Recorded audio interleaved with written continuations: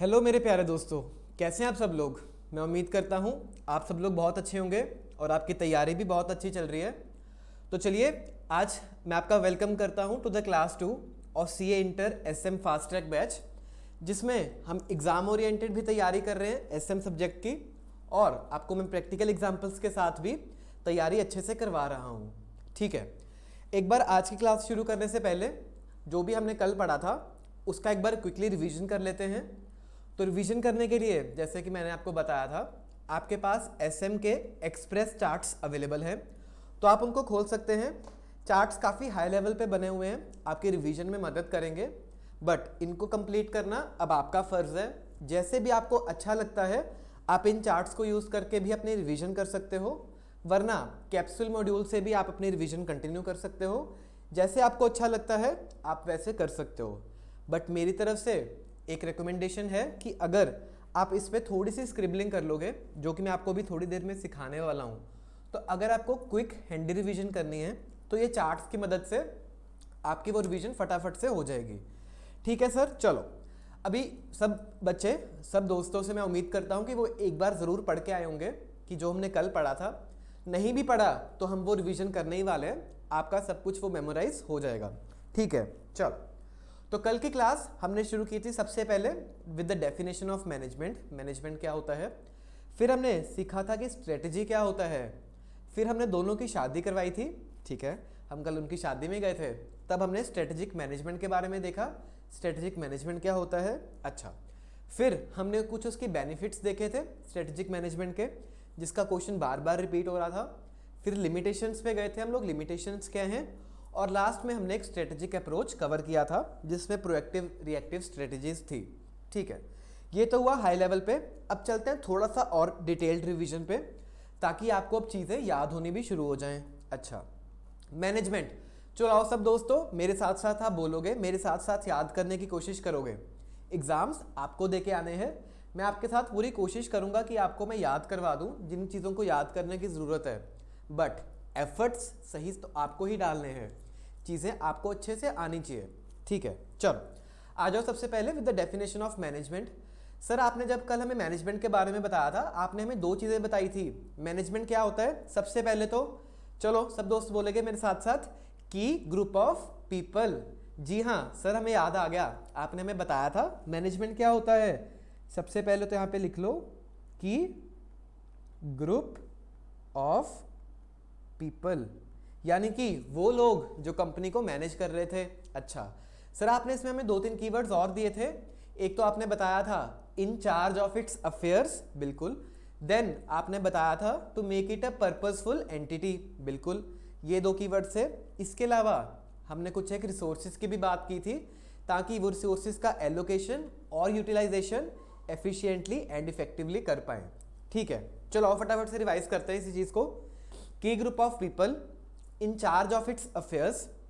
तीसरा, to make it a purposeful and productive entity. ठीक है, उसके बाद रिसोर्सेज का एलोकेशन और उनको एफिशिएंटली एंड इफेक्टिवली यूटिलाइज करना। क्लियर है, चलो यहाँ पे मैं हाई लेवल पे लिख रहा हूँ, अगर आपको इसको थोड़ा सा और डिटेल्ड बनाना है आप कर सकते हो, वरना कैप्सूल में आप ज़्यादा जाके अपनी डिटेल्स देख सकते हो। यहाँ पे अगर आप हाई लेवल पे इतना भी लिखोगे, that should be good for your revision. जो इसके अंदर वाले कीवर्ड्स हैं वो आपको ट्राई करना कि याद हो। अगर आप कई बार मिस कर गए तो अपना कैप्सूल मॉड्यूल खोलना, कैप्सूल में से एक बार फिर से कीवर्ड्स पढ़ना, और आप यहाँ पे अपने एक्सप्रेस चार्ट्स में आ जाना और देख लेना। बिल्कुल ठीक है, चलो की ग्रुप ऑफ पीपल क्लियर है। सेकंड मैनेजमेंट के बारे में क्या पढ़ा था, सब दोस्त याद करेंगे। तब हमने पढ़ा था set of inter related functions, बिल्कुल सही है दोस्तों आपकी बात।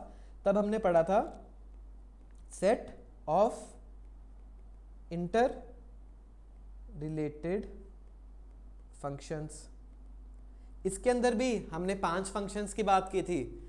कितने? 5। अच्छा, सब दोस्तों को याद है? बिल्कुल सर हमें याद है, अपने अच्छे से पढ़ाए थे।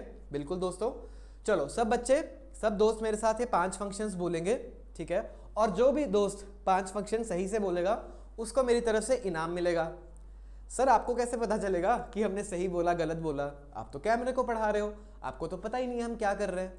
दोस्तों ऐसा नहीं होता, जो आपके टीचर है ना, उनके पास कुछ एक शक्तियाँ होती हैं, एक स्पेशल पावर्स होती हैं, जिससे उन्हें पता चल जाता है कौन बच्चा सामने बैठा क्या कर रहा है, कौन साथ साथ में बैठा फ़ोन चला रहा है, कौन साथ साथ में अपनी गर्लफ्रेंड से बातें कर रहा है, कौन क्या कर रहा है, ये सब पता चल जाता है। आपको क्या करना है, दुनिया की मोह माया से थोड़ा सा हटके, उससे दूर होके इस वक्त सारा का सारा फोकस स्टडीज़ पे लगाना है, ज्ञान पे लगाना है, ताकि आप एक अच्छे सीए भी बन पाओ। ठीक है सर, बहुत हुई ज्ञान की बातें, हमें 5 फंक्शंस आते हैं, आप हमारा इनाम तैयार करो। हमने वो 5 फंक्शंस बोल दिए, बिल्कुल सही है दोस्तों। एक बार मैं अपना टेस्ट भी ले लेता हूँ, मुझे भी वो 5 फंक्शंस याद होने चाहिए। ठीक है, चलो मेरे साथ साथ सब बच्चे 5 फंक्शंस बोलेंगे। सर पहला फंक्शन प्लानिंग, दूसरा फंक्शन ऑर्गेनाइजिंग, तीसरा फंक्शन स्टाफिंग, चौथा फंक्शन डायरेक्टिंग, पांचवा फंक्शन कंट्रोलिंग। ठीक है, सब दोस्तों के 5 फंक्शंस आते हैं, तो आप ऐसे करके हमने मैनेजमेंट की डेफिनेशन कर दी है कंप्लीट, और उसकी रिवीजन भी हो गई। चलो अब चलते हैं स्ट्रेटजी के ऊपर। सर आपने स्ट्रेटजी की भी हमें ना 2 डेफिनेशंस बताई थी ऐसे ही, बिल्कुल। जो पहली डेफिनेशन थी सर वो कुछ क्रिकेट के रिगार्डिंग थी, क्रिकेट का प्लान, ऐसे शोल्डर्स पे हाथ रख के जब हम प्लान कर रहे थे। बिल्कुल सही है दोस्तों, वो क्या था सर, एक गेम प्लान था। बिल्कुल सही है दोस्तों, गेम प्लान था। तो उसके कीवर्ड्स जिनको तो याद हैं वो याद कर सकते हो कंसेप्चुअली, जिनको नहीं याद वो यहाँ पे कीवर्ड्स भी बना सकते हो, वैसे भी याद कर सकते हो। इसका कीवर्ड था मोक्को। अच्छा सर, हमने कैसे सोचा था, कैसे आपने हमें कंसेप्चुअली पढ़ाया था? सबसे पहले हम जाएंगे कस्टमर्स के पास, customers are the king of the market. जब हम कस्टमर्स के पास गए वहाँ पे हमें कंपटीशन भी मिला और लोग भी थे, तो हमें compete सक्सेसफुली करना पड़ा। तो जब हमने ये दोनों चीज़ें करी, हमारी मार्केट पोजीशन अच्छी हो गई, मार्केट पोजीशन अच्छी हो गई। 3 पॉइंटर्स हो गए। ठीक है, अभी हमने एक सर्फ एक्सेल बनाया था, डिटर्जेंट बनाया था, याद है सीए लिमिटेड का एफएमसीजी वाला एग्जाम्पल? सर बिल्कुल याद है।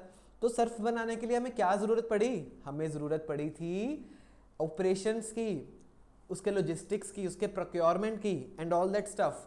ठीक है, तो जब हमने ये चारों चीज़ें कंप्लीट की, ऑर्गेनाइजेशन के जो ऑब्जेक्टिव्स थे वो आपके मीट हो जाते हैं। ठीक है, तो 5 keywords, customer, competition, market position, 4th है हमारा ऑपरेशंस, और 5th है हमारी ऑब्जेक्टिव्स। ठीक है, आपको ऐसे याद होता है कंसेप्चुअली, बहुत अच्छी बात है, वरना आप ऐसे मोको से भी याद रख सकते हो। एम से, चलो सब बच्चे मेरे साथ याद करेंगे।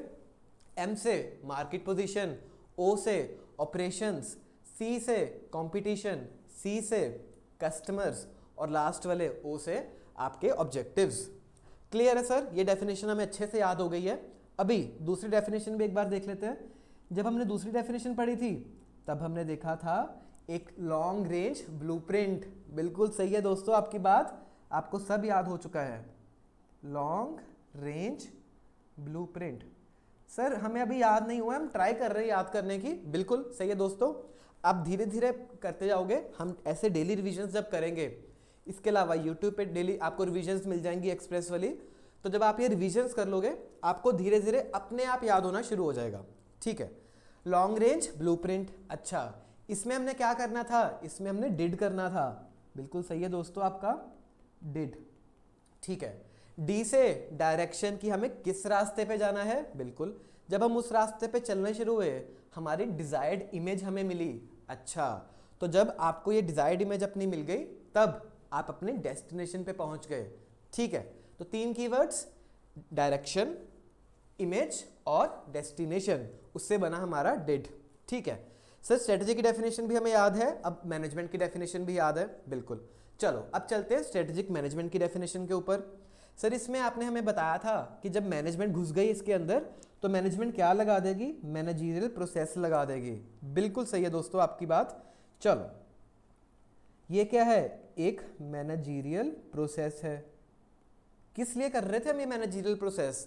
ताकि जो हमने सर विजन सेट किया था ना हमारी कंपनी का, सीए लिमिटेड का, कि हम एक ग्लोबल लीडर बन जाएं, वो अचीव हो पाए। बिल्कुल, तो इसके लिए हमने कीवर्ड जो बनाया था वॉसिक। ठीक है, आप ऐसे भी याद कर सकते हो, वरना मैं आपको भी समझा के भी याद करवा देता हूँ। बिल्कुल, मैनेजरियल प्रोसेस बनाया क्यों? ताकि जो आपकी कंपनी के ओवरऑल विजन है वो आप डेवलप कर पाओ। ठीक है, सबसे पहले हम डेवलप करेंगे कि हमने विजन जो बनाया था, क्रिएटिवली विजन बनाया था, याद है फर्स्ट क्लास? बिल्कुल, सबसे पहले हम एक विजन बनाएंगे। ठीक है, उसके बाद हम एक ऑब्जेक्टिव्स रखेंगे, जो हमने ऑब्जेक्टिव्स सेट करेंगे कंपनी के, जो हमें अचीव करने होंगे, ठीक है। फिर तीसरे नंबर पे हमने विजन बना लिया, ऑब्जेक्टिव्स बना लिए, अब हम बनाएंगे स्ट्रेटेजी, ताकि हम उस विजन और ऑब्जेक्टिव्स को मीट कर पाएँ। इसका मतलब तीसरे नंबर पे फॉर्मुलेटिंग अ स्ट्रेटेजी। अब सिर्फ स्ट्रेटेजी बनाना तो इनफ नहीं है, उसके बाद हम चौथे नंबर पे क्या करेंगे, सब दोस्तों बताओ चौथे नंबर पे क्या करेंगे, इम्प्लीमेंटेशन। बिल्कुल सही है दोस्तों। उसके बाद आई से हम करेंगे इम्प्लीमेंटेशन और उसका इवेल्युएशन। फिफ्थ नंबर पे अगर हमें ज़रूरत पड़ी तो कुछ एक हम करेक्टिव एक्शंस भी लेके आएंगे, ठीक है। चलो दोस्तों फिर से एक बार याद करते हैं, स्ट्रेटेजिक मैनेजमेंट क्या है। एक मैनेजरियल प्रोसेस है। वी से विजन, ओ से ऑब्जेक्टिव्स, एस से स्ट्रेटजी फॉर्मुलेशन, आई से इम्प्लीमेंटेशन और सी से आपका करेक्टिव एक्शंस। ठीक है सर, हमें याद हो गया है। इसके अलावा हमने यहाँ पे इसके दो ऑब्जेक्टिव्स भी पढ़े थे, ऑब्जेक्टिव्स ऑफ स्ट्रेटेजिक मैनेजमेंट। वो क्या था, सीसी था। बिल्कुल सही है दोस्तों।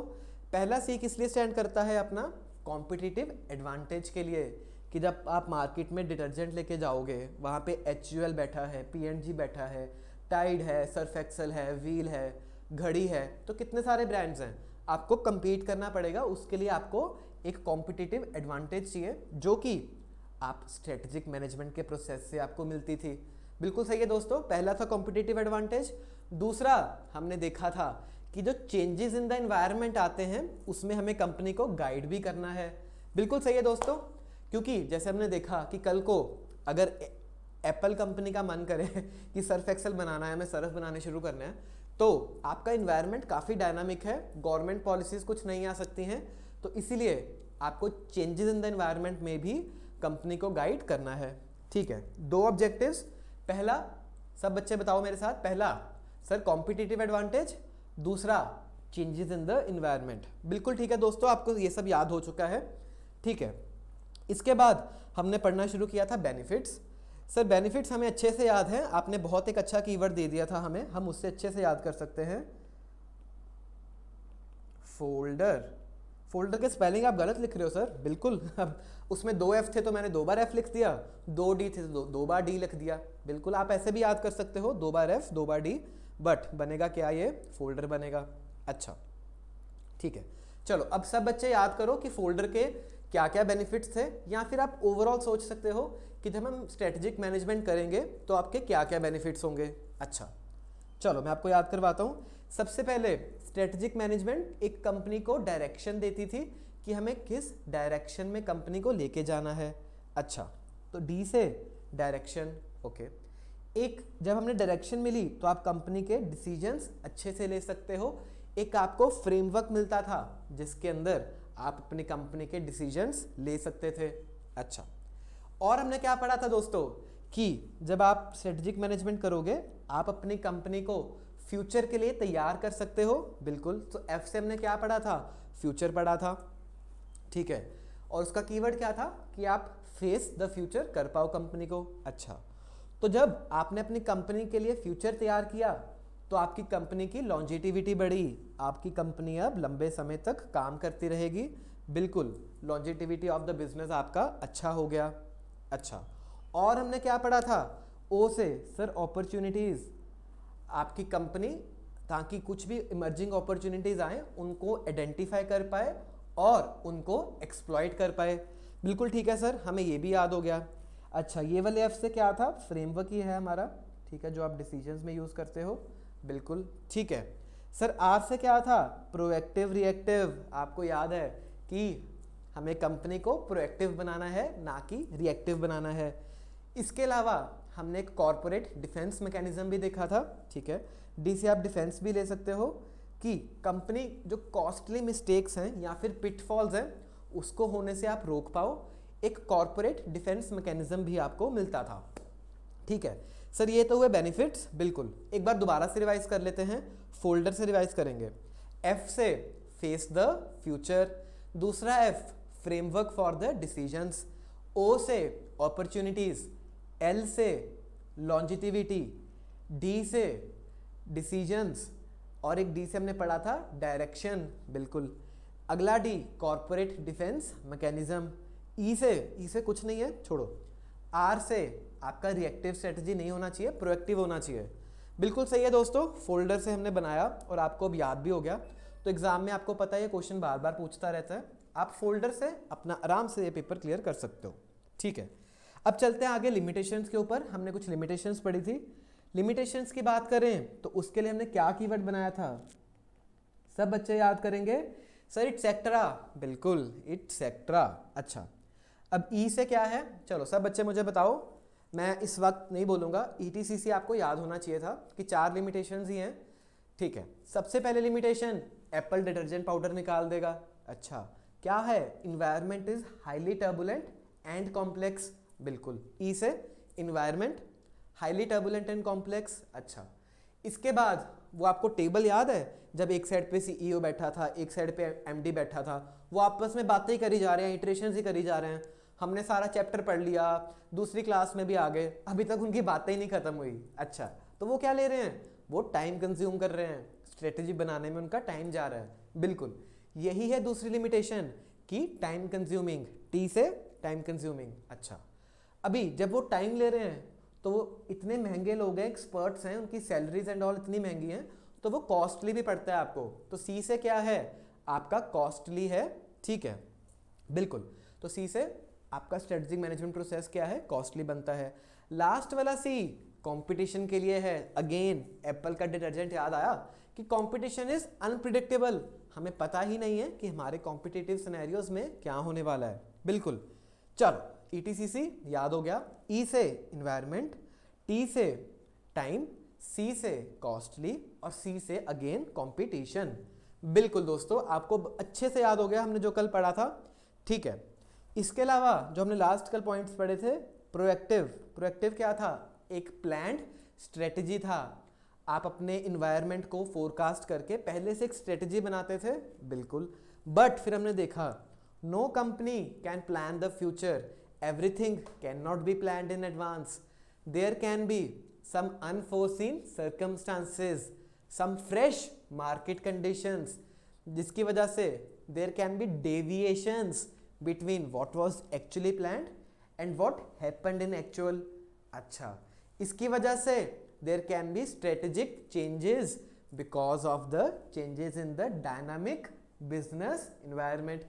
सर बिल्कुल, आपने काफ़ी सारे कीवर्ड्स बोल दिए हैं, हमारे बुक में लिखे हुए हैं, आपको तो याद हो गए क्योंकि आप हमें पढ़ा रहे हो। तो जब आप बार बार पढ़ा रहे हो आपको याद हो गए। ऐसे ही दोस्तों आपको भी याद हो जाएंगे, आप इसको बार बार पढ़ते रहना, देन आप रिवीजन वीडियोस भी देख सकते हो, आपको ये याद हो जाएंगे। ठीक है, चलो अब इसके बाद हमने पढ़ा था रिएक्टिव स्ट्रेटजी। वो क्या था, एक अडेप्टिव स्ट्रेटजी था। बिकॉज इन्वायरमेंट में चेंजेस आए, कुछ अनफोर्सीन सर्कमस्टांसेस आए, there has to be an adjustment to the strategy of the company as per the fresh market conditions। ठीक है, तो वो क्या था, रिएक्टिव था। इसके बाद हमने क्लास में लाइन पढ़ी थी एक्चुअल स्ट्रेटजी के बारे में, जिसमें हम बोल रहे थे कि we need to stitch together proactive strategy and reactive strategy, और इसमें 2-4 कीवर्ड्स और थे जो आप कैप्सूल में जाके देख सकते हो। क्लियर है, कल हमने यही पढ़ा था, हमने क्वेश्चन बैंक किया था, सब क्वेश्चंस में देखा था। मेजरली आपके अगर ये कॉन्सेप्ट्स अच्छे हैं तो हमने ये देखा था कि आप कोई भी क्वेश्चन अटेम्प्ट कर सकते हो, प्लस आपको थोड़ा सा स्मार्ट वर्क करना है। कैसे करना है वो कल हमने ऑलरेडी डिस्कस कर लिया था। ठीक है, आई होप सो दोस्तों आपको ये रिवीजन भी काफ़ी अच्छा लगा। अब आपका कॉन्फिडेंस काफ़ी बूस्टअप हो रहा है।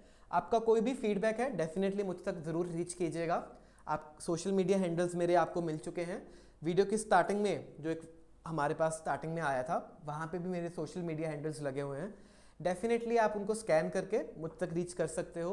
आपका कोई भी फीडबैक है, I will take it with open heart, और उसमें कुछ भी अगर बेटर कर सकते हैं या फिर आपको क्या बेटर लगा आप मुझे बताना चाहते हो, प्लीज़ मुझे रीच आउट करिएगा। ठीक है सर, चलो बहुत मज़ा आया हमें अब तक पढ़ के। अब चलते हैं आज की क्लास पे, शुरू करते हैं क्लास नंबर 2। ठीक है, चलो दोस्तों, अगर पानी पीना है पानी पी लो, 2 मिनट फ्रेश होना है हो जाओ। हमने जो कल पढ़ा था सब अच्छे से रिवाइज कर लिया है और आपको वो याद भी हो चुका है। ठीक है, अब चलते हैं स्ट्रेटेजिक इंटेंट के ऊपर। दोस्तों इंटेंट का मतलब क्या होता है? सर इंटेंट बना होगा ना इंटेंशन से। इंटेंशन इरादे, कि आप चाहते क्या हो करना। सर यहाँ पे किसके इरादों की बात हो रही है? हमारे इरादे तो बहुत तरह तरह के हैं, बहुत हमारे अंदर सोच आती है। बिल्कुल, यहाँ पे आपके पर्सनल इरादों की बात नहीं हो रही है, यहाँ पे उस कंपनी के इरादों की बात हो रही है जो हमने कंपनी कल बनाई थी, सीए लिमिटेड की बात हो रही है। अच्छा, तो एक बार कंफ्यूजन क्लियर करने के लिए यहाँ पे लिख दें, सीए लिमिटेड के इरादों की बात करनी है, कोई अपने इरादों की बात यहाँ पे नहीं करेगा। अच्छा सर, सीए लिमिटेड के क्या इरादे थे? हमने विजन स्टेटमेंट बनाई थी ना, विजन स्टेटमेंट में हमने अपनी कंपनी के इरादे ही तो बताए थे, उसका इंटेंट ही तो बताया था कि हम एक ग्लोबल लीडर बनना चाहते हैं इन द एफएमसीजी स्पेस। बिल्कुल सही है दोस्तों, आप बिल्कुल सही से समझ चुके हो। तो स्ट्रेटेजिक इंटेंट क्या है? इंटेंट एक फिलोसफिकल बेस है।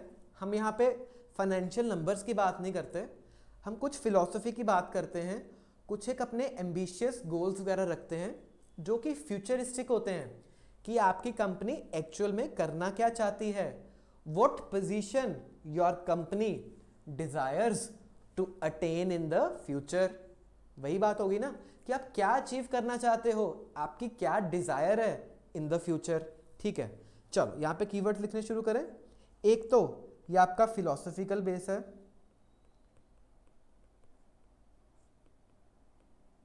ठीक है। इसके बाद सर ये कौन सेट करता है इंटेंट?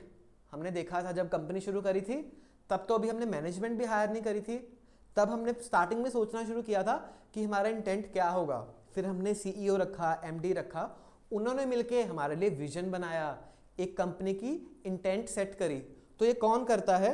सीनियर मैनेजर्स, जो लोग आपके ऊपर बैठे हैं, काफ़ी सीनियर हैं, तो वो लोग आपकी इंटेंट सेट करेंगे। अच्छा ठीक है, अब इंटेंट होता क्या है ये हमने ऑलरेडी समझा। पर्पस क्या है आपकी कंपनी का? वाई द कंपनी एग्जिस्ट्स, आप क्या सर्व करना चाह रहे हो सोसाइटी को, आप क्या पोजीशन डिजायर करते हो to attain in the future. बिल्कुल वही आपके कीवर्ड्स हैं। बिल्कुल जी दोस्तों, चलो यहाँ पे लिख लेते हैं पर्पस, कि आपका कंपनी का पर्पस क्या है। बिल्कुल, क्या आप डिजायर करते हो to attain in future. Clear है दोस्तों? यहां तक आपको अच्छे से समझ आ चुका है इंटेंट अब होता क्या है, कि हम कंपनी में करने की कोशिश क्या कर रहे हैं। बिल्कुल, और ये आपको एक फ्रेमवर्क प्रोवाइड करता है। अगेन एक आपको यहां पे बॉक्स प्रोवाइड कर देगा फ्रेमवर्क। ये हमारी इंटेंट है कि मुझे अब ग्लोबल लेवल पे जाना है। अच्छा, तो अब आप जो भी अगले डिसीजंस लोगे, जैसे भी करोगे, वो विद इन दिस फ्रेमवर्क करोगे ताकि आप अपने ग्लोबल लेवल वाले विजन को अचीव कर पाओ। अच्छा, तो ये तो हुई इंटेंट। अब देखते हैं जो कंपनी है वो अपनी इंटेंट लोगों को कैसे बताती है। इंटेंट तो आपकी सोच है, इंटेंशन है, बट आप लोगों तक कैसे पहुंचाओगे कि आपकी इंटेंट क्या होती है। तो उसके लिए हमारे पास 4 चीजें हैं मेजरली। कैसे आप लोगों तक अपनी इंटेंट पहुंचाते हो? सबसे पहले विजन, फिर मिशन, उसके बाद गोल्स और ऑब्जेक्टिव्स। इन दोनों को हम थोड़ा बाद में देखते हैं, सबसे पहले फोकस करते हैं इन दोनों पे, what is vision and what is mission. ठीक है दोस्तों, चलो विजन हमने कल देखा था। कंपनी का विजन क्या होता है? एक इमेज जो कंपनी डिजायर करती है to attain in the future. बिल्कुल, वो क्या था? एक ऑर्गेनाइजेशन का एस्पिरेशन ही तो था। अगर मैं यहां पे लिखूं organisation aspiration for the business. जब हमने बोला था कि मुझे अपनी कंपनी को ग्लोबल लेवल पे लेके जाना है, एक एफएमसीजी कंपनी ग्लोबल डेवलप करनी है, वो क्या है? एक ऑर्गेनाइजेशन का एस्पिरेशन ही तो है कि हम बिजनेस को लेके क्या बनना चाहते हैं। अच्छा, और ये आपको ये भी बताता है कि where the organisation is going, कि हम अपनी कंपनी को लेके कहाँ जाना चाहते हैं। जैसे कि हमने बताया कि मैं अपनी कंपनी को ग्लोबल लेवल पे लेके जाना चाहता हूँ, तो विजन आपका क्या करता है? बताता है कि आपकी कंपनी कहाँ जा रही है। बिल्कुल सही है दोस्तों। अच्छा, अब आते हैं इसके थोड़े और मतलब पे। ठीक है, जब हमने विजन बनाया तब हमने क्या रखा, एक कंपनी का ब्लूप्रिंट रखा कि मैं क्या चाहता हूँ मेरी कंपनी बन जाए। बिल्कुल। तो अगर इसको मैं और वर्ड्स में बोलूँ, ये क्या है, ब्लूप्रिंट है of the company's future position.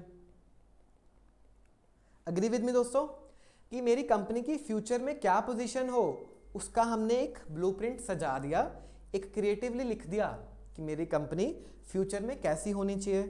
बिल्कुल।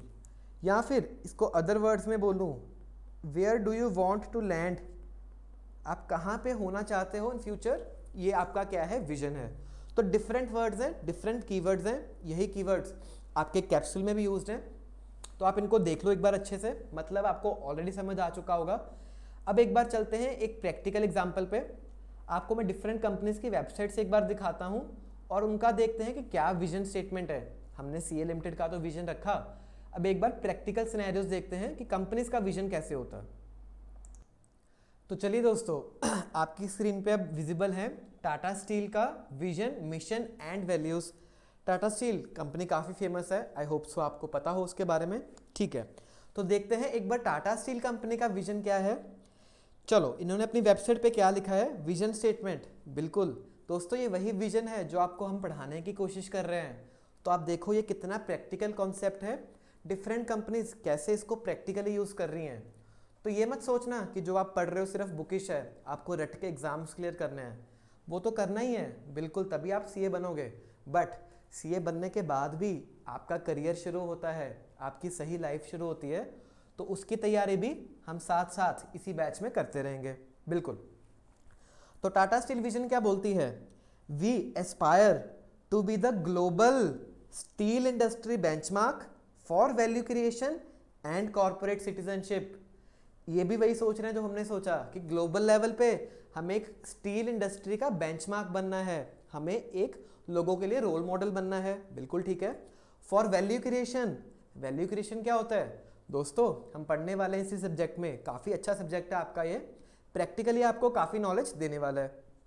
तो वैल्यू क्रिएशन भी हम पढ़ने वाले हैं। एंड कॉर्पोरेट सिटीजनशिप, अच्छा, तो ये तो हुआ इसका विजन। तो इन्होंने यहाँ पे अगर आप देखोगे मिशन भी दे रखा है, मिशन पे हम थोड़ी देर में आते हैं, पहले एक बार विजन देखते हैं। तो ये हुआ टाटा स्टील का विजन। एक बार एचडीएफसी का विजन देखें, ये लो, ये आपकी एचडीएफसी बैंक हो गई, इसका देखते हैं विजन क्या है, टू बी इंडियाज, इन्होंने इंडियाज का सोचा, हम ग्लोबल सोच रहे हैं, टाटा स्टील ने भी ग्लोबल सोचा, एचडीएफसी बैंक क्या बोल रही है, India, to be India's most trusted and recommended financial service provider. तो ये क्या बोल रहे हैं कि हम लोगों का भरोसा जीत सके और लोग हमारी रिकमेंडेशन करें फाइनेंशियल सर्विसेज प्रोवाइडर में। तो ऐसे करके कंपनीज अपना विजन रखती हैं, अपनी इंटेंट लोगों तक पहुंचाती हैं।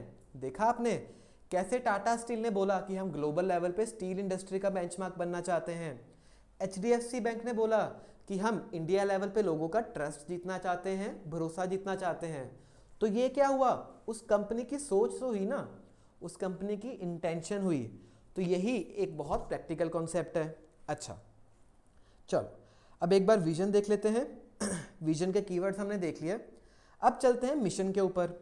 ठीक है, अगर दोस्तों आपको हाई लेवल पे बताऊं तो ये हमने सेट किया फ्यूचरिस्टिक, कि फ्यूचर में मैं क्या करना चाहता हूं, मेरी क्या इमेज होनी चाहिए, where the organisation wants to land, what is the blueprint of the company's future position.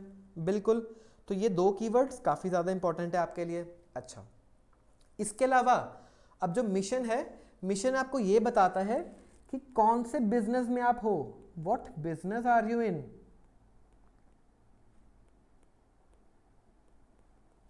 यानी कि जैसे हम अपना एफएमसीजी स्पेस में हैं, तो मिशन में हम लिखेंगे कि हम क्या बिजनेस कर रहे हैं ऑलरेडी, उसको एम्बिशियस फॉर्म में लिखेंगे, मोटिवेशनल फॉर्म में लिखेंगे, ताकि लोगों को लगे कि जो हम बिजनेस कर रहे हैं अच्छा बिजनेस कर रहे हैं, लोगों की, सोसाइटी की नीड्स को मीट करने के लिए ही वो बिजनेस चलाया जा रहा है।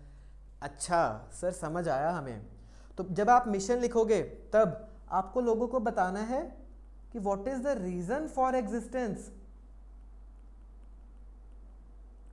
कि अगर आप इस दुनिया में हो तो क्यों हो, फॉर फर्म, कि अगर आपकी कंपनी इस दुनिया में बिजनेस कर रही है तो क्यों कर रही है, आप लोगों की कैसे हेल्प कर रहे हो, लोगों की किन प्रॉब्लम्स को आप सॉल्व कर रहे हो, बिल्कुल। या इन अदर टर्म्स बोलूं, आपका पर्पस क्या है ऑफ द फर्म, किस पर्पस को आप यहाँ पे सॉल्व कर रहे हो, बिल्कुल, ठीक है। या फिर अगर इसको बोलूं कि what business the firm undertakes,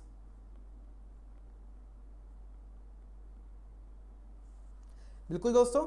तो इसमें आप ये भी बताते हो कि क्या बिजनेस में हो, आप क्या धंधा कर रहे हो, लोगों की नीड्स को आप कैसे मीट कर रहे हो, what is the purpose of the firm. बिल्कुल, मैं आपको बार बार रिपीट कर रहा हूं ताकि ये कीवर्ड्स आपके दिल और दिमाग में बैठ जाएं। अच्छा, चलो अब दोस्तों एक बात बताओ, हमने ये विजन लिखा, मिशन लिखा, ठीक है, क्यों लिख रहे हैं हम लोग, ये क्या रीज़न है हमें लिखने का, ये पढ़ने का। कंपनीज ने अपनी वेबसाइट्स बना रखी हैं, ये इन्फॉर्मेशन आपके साथ शेयर करती हैं, क्यों करती हैं। सब दोस्तों सोचो, अपना दिमाग लगाओ, ऐसा क्यों हो रहा होगा कि ये पढ़ रहे हैं, मिशन स्टेटमेंट हम लोग लिख रहे हैं, why, what is the reason, क्या होता है, आपको समझ आ गया, ठीक है। चलो सर एक काम करो, पहले आप ना हमें एक बार टाटा स्टील और HDFC का भी दिखा दो, फिर हम आपको बताएंगे कि ये क्यों करती हैं। पहले एक बार हमें दिखाओ होता क्या है प्रैक्टिकली। चलो चलते हैं, क्रोम पे वेबसाइट खोलते हैं टाटा स्टील की। पहले हमने विजन पढ़ लिया, चलो अब आप नीचे आओगे, अब ये बता रहा है अपना मिशन, देखा कितना प्रैक्टिकल कॉन्सेप्ट है। चलो पढ़ते हैं, consistent with the vision and values of the founder Jamshedji Tata, आप सबको पता है इनके बारे में। अब यहाँ से आपका मिशन शुरू हो रहा है, Tata steel strives to strengthen India's industrial base. तो इन्होंने अपने बिजनेस के बारे में बताना शुरू किया, थ्रू, कैसे करेंगे, effective utilisation of staff and materials. तो जो इनके पास रिसोर्सेज हैं, लोग हैं, और जो इनके पास फिजिकल मटेरियल्स हैं, उनका ये इफेक्टिवली यूटिलाइज करेंगे। The means envisaged to achieve this are, कैसे करेंगे, cutting edge technology and high productivity consistent with modern management practices.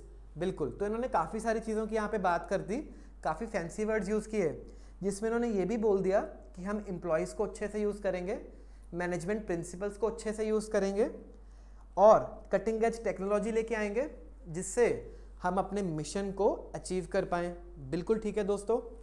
अब देखते हैं HDFC का मिशन क्या है। HDFC बोलती है, we want to create an environment of possibilities, अच्छा, for our customers and employees by implementing effective business processes through commitment to quality, responsiveness and resourcefulness। तो कहीं ना कहीं आपने देखा दोनों का मिशन स्टेटमेंट कैसे लिखा हुआ है, ये अपने थोड़ा बहुत बिजनेस के बारे में भी बता रहे हैं कि क्या पर्पस है फर्म के एग्जिस्टेंस का, what business the company is in, और उसको मोटिवेशनल भी लिख रहे हैं कि आप कैसे उस मिशन को अचीव करोगे। कुछ एक फैंसी वर्ड्स लिख के, quality, resource allocation, resource utilisation, cutting edge technology, responsiveness, resourcefulness. तो इन्होंने कुछ अच्छे अच्छे फैंसी वर्ड्स से ये भी बताया कि आपकी कंपनी कैसे अच्छा काम करने वाली है। बिल्कुल दोस्तों, चलो अब आपको पता चल गया प्रैक्टिकली भी विजन मिशन क्या होता है। अब आप मुझे ये बताओ मिशन लिखा क्यों। चलो आपने पहले स्किप कर दिया था क्वेश्चन, आपकी आवाज़ मेरे तक पहुंच चुकी थी, सर आप हमें बताना नहीं चाहते, बट अभी बताओ मिशन क्यों। चलो मैं आपकी हेल्प करता हूँ। हमने मिशन लिखा कि हम ये करना चाहते हैं, एम्प्लॉयज़ की हेल्प करेंगे, मटेरियल्स को अच्छे से यूज़ करेंगे, रिसोर्सेज को अच्छे से यूज़ करेंगे। उससे पहले आपको नहीं लग रहा कि आपके लोग मोटिवेट होंगे, लोगों को अच्छी फीलिंग आएगी। जैसे हमने पढ़ा, टाटा स्टील के बारे में पढ़ा, HDFC के बारे में पढ़ा, तो लोग मोटिवेट हो रहे हैं। हाँ जी, काफ़ी मज़ा आया ये सुन के, है ना। तो इससे क्या होगा, मोटिवेशन, लोग जो हैं आपके मोटिवेट होते हैं, ठीक है। और जो आपके ऑर्गेनाइजेशन के रिसोर्सेज हैं उसको कैसे अच्छे से यूज़ करना है, उसकी मोटिवेशन आपको मैनेजमेंट को मिलती है। बिल्कुल सही है दोस्तों। अच्छा, अभी जब आपने बताया मिशन में कि आपको क्या क्या बिजनेस करना है, कैसे करना है, तो जो आपके रिसोर्सेज हैं, एक तो आपको उसको एलोकेशन भी तो करना पड़ेगा। बिल्कुल, तो जब भी रिसोर्सेज की बात आएगी आप इसमें दो वर्ड्स यूज़ कर सकते हो। सबसे पहले एलोकेशन ऑफ रिसोर्सेज, रिसोर्सेज आप एलोकेट करोगे, फिर उनका utilisation of resources efficiently and effectively. तो ये दो कीवर्ड्स भी काफ़ी जेनरिक है, आप यूज़ कर सकते हो। यहाँ पे हमने मोटिवेशन देखा, एक तो एम्प्लॉयज़ की या फिर इसको स्टेक होल्डर्स की बोल लो, सब लोगों की, और अपने रिसोर्सेज को एफिशिएंटली एंड इफेक्टिवली यूटिलाइज करने की। ठीक है, चलो इसके बाद जब हमने मिशन लिखा तो आपकी कंपनी को पता चला कि आपका पर्पस क्या है। आप यहाँ पे देखोगे हमने पर्पस ही तो बताया था, तो लोगों को सबको पर्पस पता चला कि हम क्यों एग्जिस्ट करते हैं, हम क्या बिजनेस कर रहे हैं, क्यों कर रहे हैं। तो यही तो इसका वाई हुआ कि आपको पर्पस पता चले, सारी ऑर्गेनाइजेशन को उसका पर्पस पता चले। अच्छा, और जब आपकी ऑर्गेनाइजेशन को पर्पस पता चल गया तो सब लोग उसी डायरेक्शन में एफर्ट्स डालेंगे, वही चीज़ को अचीव करने की कोशिश करेंगे, जिससे जो आपकी ऑर्गेनाइजेशन का क्लाइमेट है वो अच्छा होगा, ऑर्गेनाइजेशन का क्लाइमेट बनना शुरू होगा। क्लाइमेट, वातावरण, इन्वायरमेंट, लोग फोकस्ड होंगे, मोटिवेटेड होंगे ताकि वो आपका टारगेट अचीव हो पाए। अच्छा, और इससे आपको ऑर्गेनाइजेशन का पर्पस भी पता चलता है और डायरेक्शन भी पता चलता है कि आपको कंपनी को किस रास्ते पे लेके जाना है। बिल्कुल सही है दोस्तों। और चलो और कुछ और पॉइंट बताओ, और क्या पॉइंट्स हो सकते हैं मिशन के। देखना, अब यहाँ पे जब हमने हायरार्की बनाई, विजन से मिशन, मिशन से गोल्स, गोल्स से ऑब्जेक्टिव्स, तो जब आपने मिशन सेट कर लिया, जो आपके आने वाले गोल्स और ऑब्जेक्टिव्स ऑफ द कंपनी हैं वो सेट करने के लिए भी आपको हेल्प मिलती है। अच्छा सर, इसका मतलब ये मेरे गोल्स एंड ऑब्जेक्टिव्स सेट करने में भी मेरी मदद करती है। बिल्कुल, तो ये 5 पॉइंटर्स हमने पढ़े। Why mission statement is important, why an organisation should have a mission, तो उसके 5-6 पॉइंटर्स हैं। अब हम थोड़ी देर में कैप्सूल में भी जाएंगे, आपको मैं वहाँ पे भी जाके कीवर्ड्स अंडरलाइन करवा दूंगा और वहाँ पे भी हम जाके एक बारी रिवाइज भी कर लेंगे। बिल्कुल ठीक है दोस्तों। अच्छा, ये भी हमें समझ आया। चलो, अब हमने मिशन स्टेटमेंट देखा ऑर्गेनाइजेशंस ने कैसे लिखा था, हमने अपनी सीए लिमिटेड का विजन तो लिख दिया था, अब उसका मिशन भी तो लिखना है। बिल्कुल सर, मिशन हमारी सीए लिमिटेड का क्या होगा, उसके लिए मैं अब आपको पहले से गाइडलाइंस दे देता हूं कि आपको कैसे लिखना होता है। Guidelines to write a mission, कौन सी गाइडलाइंस है, कैसे आपको पता चलेगा कि आपकी कंपनी का मिशन क्या होना चाहिए। अच्छा, सबसे पहले तो हमने देखा वो मोटिवेटिंग तो होना ही चाहिए। बिल्कुल, लोगों को उससे प्रेरणा मिलनी चाहिए कि ये काम अच्छा कर रहे हैं, बढ़िया कर रहे हैं। इसके अलावा क्लियर होना चाहिए। बिल्कुल, आपने उसको वेग नहीं लिखना, लोगों को समझ आना चाहिए कि आपका मिशन क्या है। अच्छा, और क्या होना चाहिए, प्रिसाइज होना चाहिए। लंबे लंबे पैरे नहीं लिख देने, 10 पेज 20 पेज, 1 या 2 लाइनें। देखा ना टाटा स्टील का, HDFC बैंक का, छोटा सा लिखेंगे, प्रिसाइज लिखेंगे, बट मोटिवेटिंग लिखेंगे, काफ़ी क्लियर लिखेंगे। अच्छा, और क्या है, किसी से कॉपी पेस्ट नहीं करना, अपनी कंपनी के बारे में सोचना है, आपकी कंपनी का मिशन क्या है। तो ये आपको क्या होना चाहिए, एक स्पेशल आइडेंटिटी देगा जो सिर्फ आपकी कंपनी को बिलोंग करता है, आपकी कंपनी की आइडेंटिटी को देता है। तो इसको कॉपी पेस्ट नहीं करेंगे, क्रिएटिवली सोचो, अपने दिमाग से सोचो कि आपकी कंपनी किस मिशन के लिए उतरी हुई है, क्या पर्पस है आपकी कंपनी की एग्जिस्टेंस का, what business is the company is currently engaged in. बिल्कुल ठीक है, और ये यूनिक होना चाहिए। जब कॉपी पेस्ट नहीं करोगे तो बिल्कुल वो आपका यूनिक निकल के आएगा। और ये आपका क्या होना चाहिए, लोगों को बताना चाहिए कि आपका पर्पस क्या है। बिल्कुल, आप किस बिजनेस में हो, क्या नीड्स आप लोगों की मीट कर रहे हो, क्या प्रॉब्लम्स आप लोगों की सॉल्व कर रहे हो। तो इसके लिए हम लिख देंगे needs, what it is trying to satisfy, कि लोगों की किन नीड्स को आप सेटिस्फाई करने की कोशिश यहां पे कर रहे हो। सर ठीक है, आपने गाइडलाइंस तो बता दी। बिल्कुल, अब मिशन लिख लें सीए लिमिटेड का। चलो, काफ़ी यहाँ पे क्रिएटिव होना पड़ेगा, आपको सोच समझ के लिखना है मिशन क्या होना चाहिए। ये हर एक का अलग भी हो सकता है, कुछ ज़रूरी नहीं है कि सेम रहे, बट एक बार के लिए ट्राई करते हैं लिखने की। चलो लिखें यहाँ पे, to engage in FMCG business, ठीक है, by using resources efficiently and effectively and create value for stakeholders। तो ये आपका कंपनी का मिशन हो सकता है। ये हमने मिशन लिखा CL लिमिटेड का, मैंने अभी एकदम से सोच के लिखा है, कोई रट्टाफिकेशन नहीं है। ऐसे ही आप भी सोच सकते हो, आपका मिशन अलग हो सकता है और बहुत अच्छा हो सकता है मुझसे। ज़रूरी नहीं है कि इसमें मैं आपसे अच्छा बनाऊं। तो आपका अगर एग्ज़ाम में गलती से क्वेश्चन आया विजन लिखो और मिशन लिखो तो आप लिख सकते हो। बाकी क्वेश्चन बैंक में भी 2-3 क्वेश्चंस ऐसे हैं, हम थोड़ी देर में क्वेश्चन बैंक पे भी जाएंगे, तो क्वेश्चंस की भी प्रैक्टिस कर लेंगे, कैसे विजन लिखना है और कैसे आपको मिशन लिखना है। ठीक है, चलो एक बार अब कैप्सूल में चलते हैं। कैप्सूल से आपको दिखा देता हूं क्या विजन है, क्या मिशन है।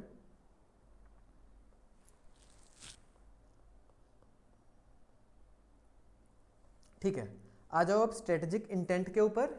हमने आज की क्लास इंटेंट से शुरू करी थी, तो एक बार फटाफट आपको मैं कैप्सूल से भी दिखा देता हूँ हमने क्या पढ़ा था। हमने क्या पढ़ा था, ये तो है एक फिलोसफिकल बेस, फिलोसफी की बातें करते हैं। हम बताते हैं हमारी कंपनी का पर्पस क्या है, बिल्कुल, what the company desires to attain in future, बिल्कुल सही है, वही कीवर्ड्स हैं जो हमने ऑलरेडी प्रैक्टिस कर लिए।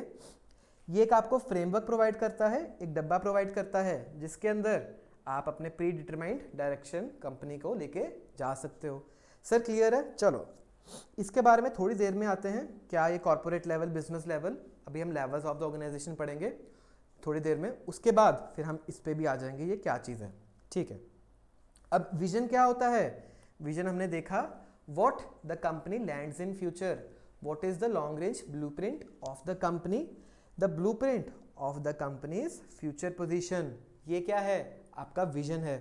तो जब भी कंपनी क्वेश्चन आपसे पूछे व्हाट इज विजन, तो आप ये वाली डेफिनेशन लिख सकते हो, refers to the blueprint of the company's future position.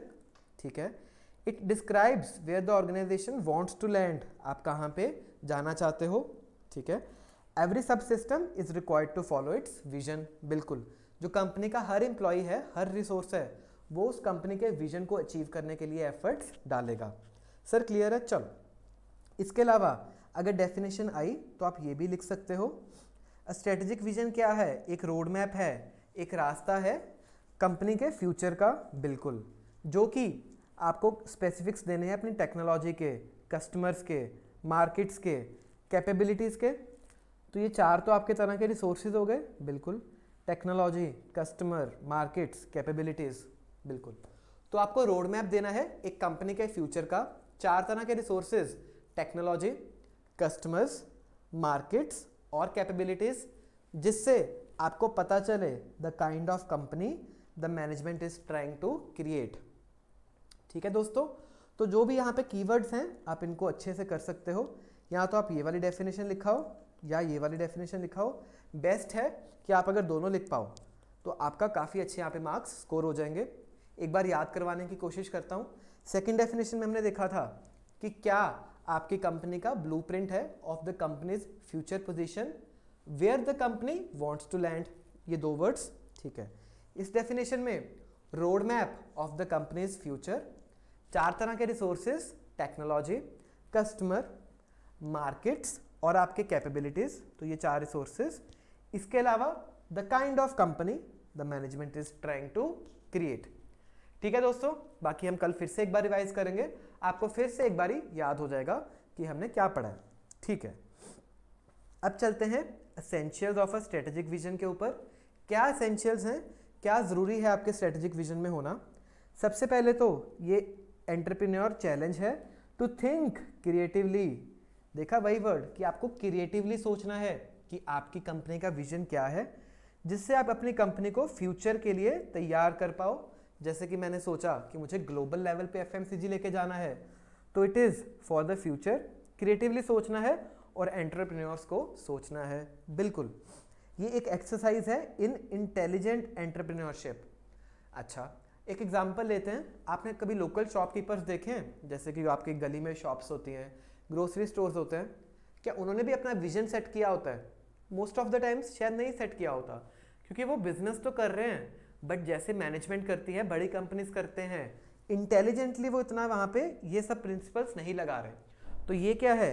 Exercise है इन इंटेलिजेंट एंटरप्रेन्योरशिप। बिल्कुल, अगर आपने स्ट्रेटेजिक विजन को अच्छे से बताया तो ये लोगों के बीच में कम्युनिकेट करेगी मैनेजमेंट की एस्पिरेशंस, मैनेजमेंट की इंटेंट को, और लोगों में एंथुजियाज्म भी लेके आएगी, उनको मोटिवेट भी करेगी।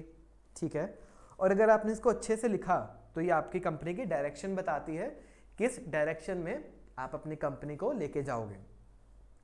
क्लियर है दोस्तों? तो 4 हमने एसेंशियल्स पढ़े। 4 एसेंशियल्स क्या? पहले तो ये आपका एंटरप्रेन्योर चैलेंज है कि आपको क्रिएटिवली लिखना है आपकी कंपनी का फ्यूचर। ठीक है। दूसरा पॉइंट, गली की दुकान, ये एक इंटेलिजेंट एंटरप्रेन्योरशिप का पार्ट है। बिल्कुल।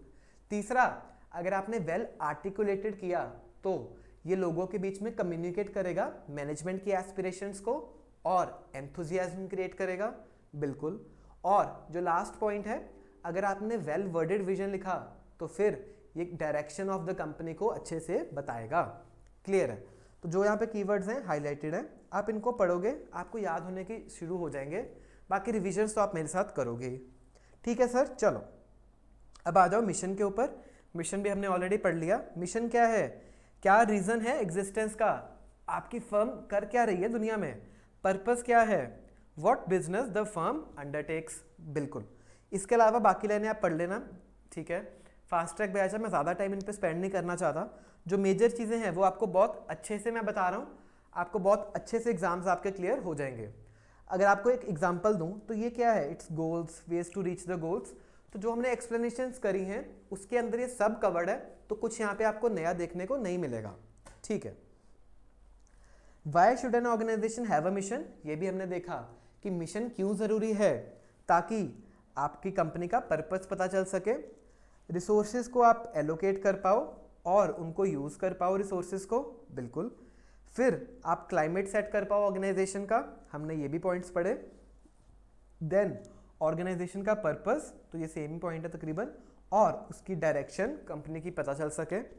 ठीक है, तो आप इसको चाहो तो यहाँ से कीवर्ड्स कर सकते हो, वरना जो हमने प्रैक्टिस शीट्स बनाई हैं वहाँ पे भी हमने कीवर्ड्स लिख लिए हैं, मैंने आपको सब समझा दिया है। तो यहाँ से हम एक बार क्विकली गो थ्रू कर रहे हैं ताकि आपको एक बार ट्रस्ट हो जाए, आपका कॉन्फिडेंस बिल्डअप हो कि जो हमने यहाँ पे लिखा है वही कीवर्ड्स सबसे इंपॉर्टेंट होने वाले हैं। अच्छा, फिर जब आपने मिशन लिखा तो ट्रांसलेशन आप करते हो objectives and goals into a work structure. बिल्कुल। ठीक है। To specify organisational purpose, purpose क्या है वो बताओ, ये बार बार वही लाइन लिख रहा है।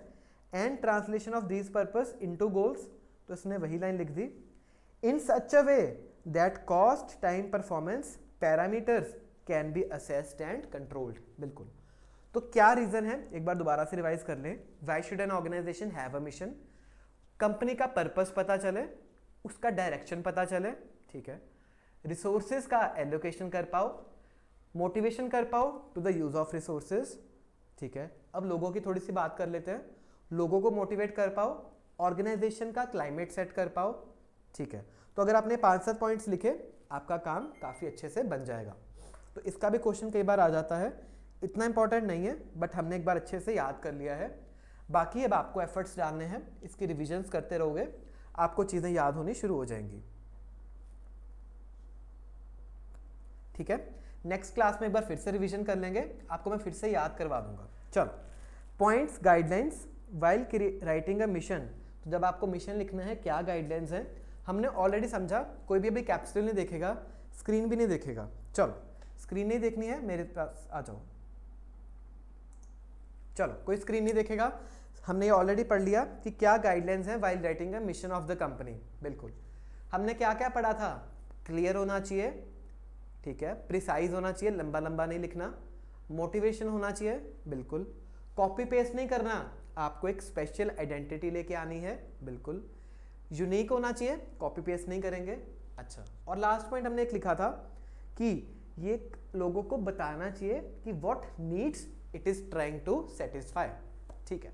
तो ये 5-6 पॉइंट्स दोबारा से, क्लियर होना चाहिए, प्रिसाइज होना चाहिए, कॉपी नहीं करना, ठीक है, मोटिवेशन होना चाहिए, यूनिक होना चाहिए, स्पेशल आइडेंटिटी देगा और बताना चाहिए what needs it is trying to satisfy.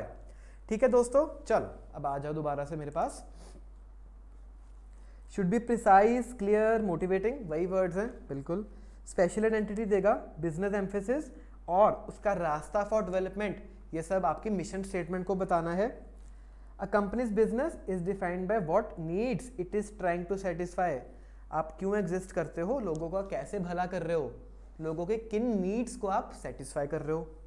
Which customer groups it is targeting, कौन से कस्टमर ग्रुप को आप टारगेट कर रहे हो। जैसे जब हम डिटर्जेंट पाउडर बना रहे थे तो जो गृहिणियाँ हैं, जो औरतें हैं जो घर का काम कर रही हैं, या फिर अगर कुछ लोग जो भी घर की क्लीनिंग में इंगेज्ड है, वो आपका टारगेट है।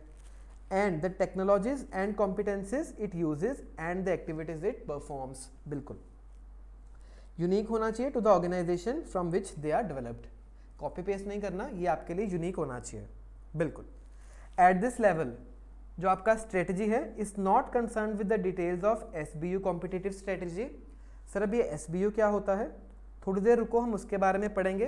That is your strategic business unit. थोड़ी देर रुको, आपको ये समझ आएगा, ठीक है। यहाँ पे कंसर्न क्या है, ओवरऑल स्ट्रेटेजिक डायरेक्शन का, कि आप पूरी कंपनी के बारे में सोच रहे हो, किसी एक बिजनेस लाइन के बारे में नहीं सोच रहे। यहाँ पे जो मिशन है वो सारी कंपनी एज अ होल का होता है, विजन सारी कंपनी एज अ होल का होता है। तो यहाँ पे वही कह रहे हैं कि हम कंसर्न नहीं है कि हमारा एक बिजनेस में क्या करने वाले हो, एक बिजनेस का कॉम्पिटिटिव स्ट्रेटजी क्या है, आपको बिजनेस एज अ होल का स्ट्रेटेजिक डायरेक्शन यहाँ पे बताना है बिल्कुल। जब आप बिजनेस प्लानिंग करोगे तो ये कहीं ना कहीं फर्स्ट स्टेप्स में आता है। आपकी कंपनी का विजन क्या होगा, आपकी कंपनी का मिशन क्या होगा। Every business must clarify the corporate mission and define accurately the business. Her company के लिए ज़रूरी है कि वो बताए कि उसका मिशन क्या है और अपने बिजनेस को एक्यूरेटली डिफाइन करे। तो ठीक है, ये वही बातें कहीं ना कहीं रिपीट है, इसलिए इसमें से कुछ कीवर्ड्स मेजरली नहीं निकल के आए, बट जो कीवर्ड्स हैं ये क्वेश्चन बन सकता है आपके लिए। ये क्वेश्चन बन सकता है व्हाट इज मिशन, तो ये आ जाएगा आपके पास वर्डिंग्स, इससे आपके नंबर बन जाएंगे। ठीक है सर, आगे चलो। ठीक है, आगे है कि जब आपको मिशन लिखना है तो कौन से क्वेश्चंस आपको आंसर करने पड़ेंगे, आपके पास किन क्वेश्चंस का जवाब होना चाहिए ताकि आप अपने बिजनेस का मिशन लिख पाओ। अच्छा, क्वेश्चन देखते हैं एक बारी। व्हाट इज अवर मिशन, हमारा मिशन क्या है। What is our ultimate purpose, क्या पर्पस है आपकी कंपनी का, ये पता होना बहुत जरूरी है, तभी आप अपनी कंपनी का मिशन लिख पाओगे। What we want to become, आप बनना क्या चाहते हो। What kind of growth do we seek. What business are we in, क्या बिजनेस में हो। तब आपको मार्केटिंग पर्सपेक्टिव देना है, एक्सटर्नल पर्सपेक्टिव देना है, इंटरनल पर्सपेक्टिव से नहीं लिखना। जैसे कि मान के चलो जब हम डिटर्जेंट बना रहे हैं तब ये नहीं लिखना कि ठीक है डिटर्जेंट बना रहे हैं, ओके बना ही रहे हो वो तो, बट एक मार्केटिंग पर्सपेक्टिव से लिखना है, एक्सटर्नल पर्सपेक्टिव से लिखना है कि हम लोगों की क्लीनिंग नीड्स को मीट करेंगे। हम लोग जब अपने डे टू डे लाइफ में कैसे वो अपने कपड़ों को, कैसे वो अपने डिफरेंट आर्टिकल्स को नीट एंड क्लीन रख सकते हैं, हम उन नीड्स को सेटिस्फाई करने के लिए इस बिजनेस में हैं। ऐसे आपको एक मार्केटिंग पर्सपेक्टिव देना है, एक्सटर्नल पर्सपेक्टिव देना है, इंटरनल नहीं देंगे। ये आपके लिए एक MCQ क्वेश्चन भी बन सकता है। ठीक है, what do we understand our business correctly, क्या आपको अपना बिजनेस अच्छे से पता है। और whom do we intend to serve. तो चलिए अब चलते हैं आगे। What brings us to this particular business, आपको पता होना चाहिए कि जब आप मिशन लिख रहे हो क्या, किस वजह से आप इस बिजनेस में आए हो, and in what business we would like to be in the future. ठीक है, तो ये क्वेश्चंस है, जेनरिक क्वेश्चंस है, मैंने एक बार आपको रीड करवा दिए। इसमें से क्वेश्चन आने की प्रोबेबिलिटी बहुत कम है, तो एग्जाम पर्सपेक्टिव से इतना इंपॉर्टेंट नहीं है, बट आप एक बारी अपने अंडरस्टैंडिंग के लिए इनको रीड कर सकते हो। ठीक है सर, चलो आगे। अब चलते हैं अगले टॉपिक के ऊपर जो कि है आपका गोल्स एंड ऑब्जेक्टिव्स। बिल्कुल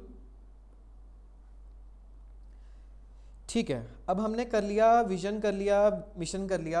अब एक बार गोल्स एंड ऑब्जेक्टिव्स करते हैं, फिर इसके बाद हम चलेंगे क्वेश्चन बैंक के ऊपर, देखेंगे क्या क्या क्वेश्चंस आए हुए हैं आपके इस टॉपिक में से। बिल्कुल, चलो विजन एक बार फटाफट रिवाइज कर लें। हाई लेवल पे आप कंपनी की फ्यूचर इमेज के बारे में बताते हो, एक ब्लूप्रिंट के बारे में बताते हो, what should be the company, where the company should land in the future, ठीक है। देन मिशन में आप बताते हो कि what businesses you are in, what is the purpose for which you are doing the business, what needs of the society you are fulfilling. तो ऐसे 2-4 लाइनें लिख के आपका ये मिशन का काम भी हो जाएगा। अच्छा, अब आ जाओ गोल्स के ऊपर। जब आपके पास कंपनी का विजन आ गया कि मुझे एक अपनी सीए लिमिटेड एफएमसीजी कंपनी को ग्लोबल लेवल पे लीडर बनाना है, हमारे पास अब मिशन भी आ गया कि मुझे ये वाला काम एफएमसीजी बिजनेस में इंगेज करके रिसोर्सेज को एफिशिएंटली एंड इफेक्टिवली यूटिलाइज करना है और वैल्यू क्रिएट करनी है स्टेक होल्डर से। चलो, ये है हमारा मिशन जिसके लिए हम घर से निकले हैं। क्या ये मिशन इम्पॉसिबल है? नहीं दोस्तों, वो एक मूवी है। यहाँ पे जो आपकी कंपनी अपने लिए मिशन सेट करेगी वो मिशन अचीवेबल होने चाहिए, चैलेंजिंग होंगे बट हम उसको अचीव करेंगे। तो सर उनको कैसे अचीव करेंगे? हमने सोचा कि हम ये करेंगे, बहुत बढ़िया, बट कैसे करेंगे? तो उनको एक्चुअल में इम्प्लीमेंट करने के लिए हम उसको फर्दर ब्रेक डाउन करते हैं इनटू गोल्स एंड ऑब्जेक्टिव्स।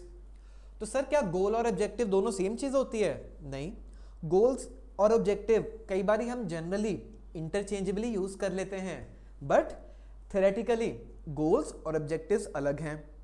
अच्छा, गोल्स जनरली देखा जाता है ओपन एंडेड हैं और ऑब्जेक्टिव्स आपके जनरली रहते हैं क्लोज एंडेड।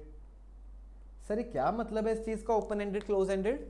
देखना, जब हम गोल्स की बात कर रहे हैं तब हम एक लॉन्ग टर्म होराइजन की बात कर रहे हैं। मान के चलो 3 साल 5 साल, 3 साल 5 साल में हम क्या करने वाले हैं, तो वो तो ही लॉन्ग टर्म चीज़ें हैं जिसमें हम बताते हैं कि मान के चलो मुझे सेल्स को ग्रो करना है, अच्छा, मुझे अपने प्रॉफिट्स को ग्रो करना है, अच्छा, मुझे अपना मार्केट शेयर ग्रो करना है। तो ऐसे जब कुछ आप ओपन एंडेड चीज़ें रखते हो एक लॉन्गर टर्म होराइजन से, तो वो बनता है आपके लिए गोल, ठीक है। और जो आपके गोल्स होते हैं वो जनरली आप ऐसे डिफाइन करते हो कि आपका एंड रिजल्ट ये होना चाहिए। जैसे अगर मैं बोलूं कि मुझे सेल्स अपनी डबल करनी है, प्रॉफिटेबिलिटी अपनी 5 टाइम्स करनी है ओवर अ पर्टिकुलर पीरियड, तो वो क्या है आपके लिए? गोल है। अच्छा, तो यहाँ पे सर हम किसकी बात कर रहे हैं? हम यहाँ पे अपने एंड रिजल्ट्स की बात कर रहे हैं। क्लियर है? चलो सर, अब ऑब्जेक्टिव्स क्या है? ऑब्जेक्टिव्स जनरली क्लोज एंडेड है, मतलब हम इसको थोड़ा सा जब गोल्स को और ब्रेक कर देते हैं इन मल्टीपल मेजरेबल टर्म्स, उसको हम ऑब्जेक्टिव बोलते हैं। अच्छा, ऑब्जेक्टिव्स आपके जनरली 2 तरह के रहते हैं,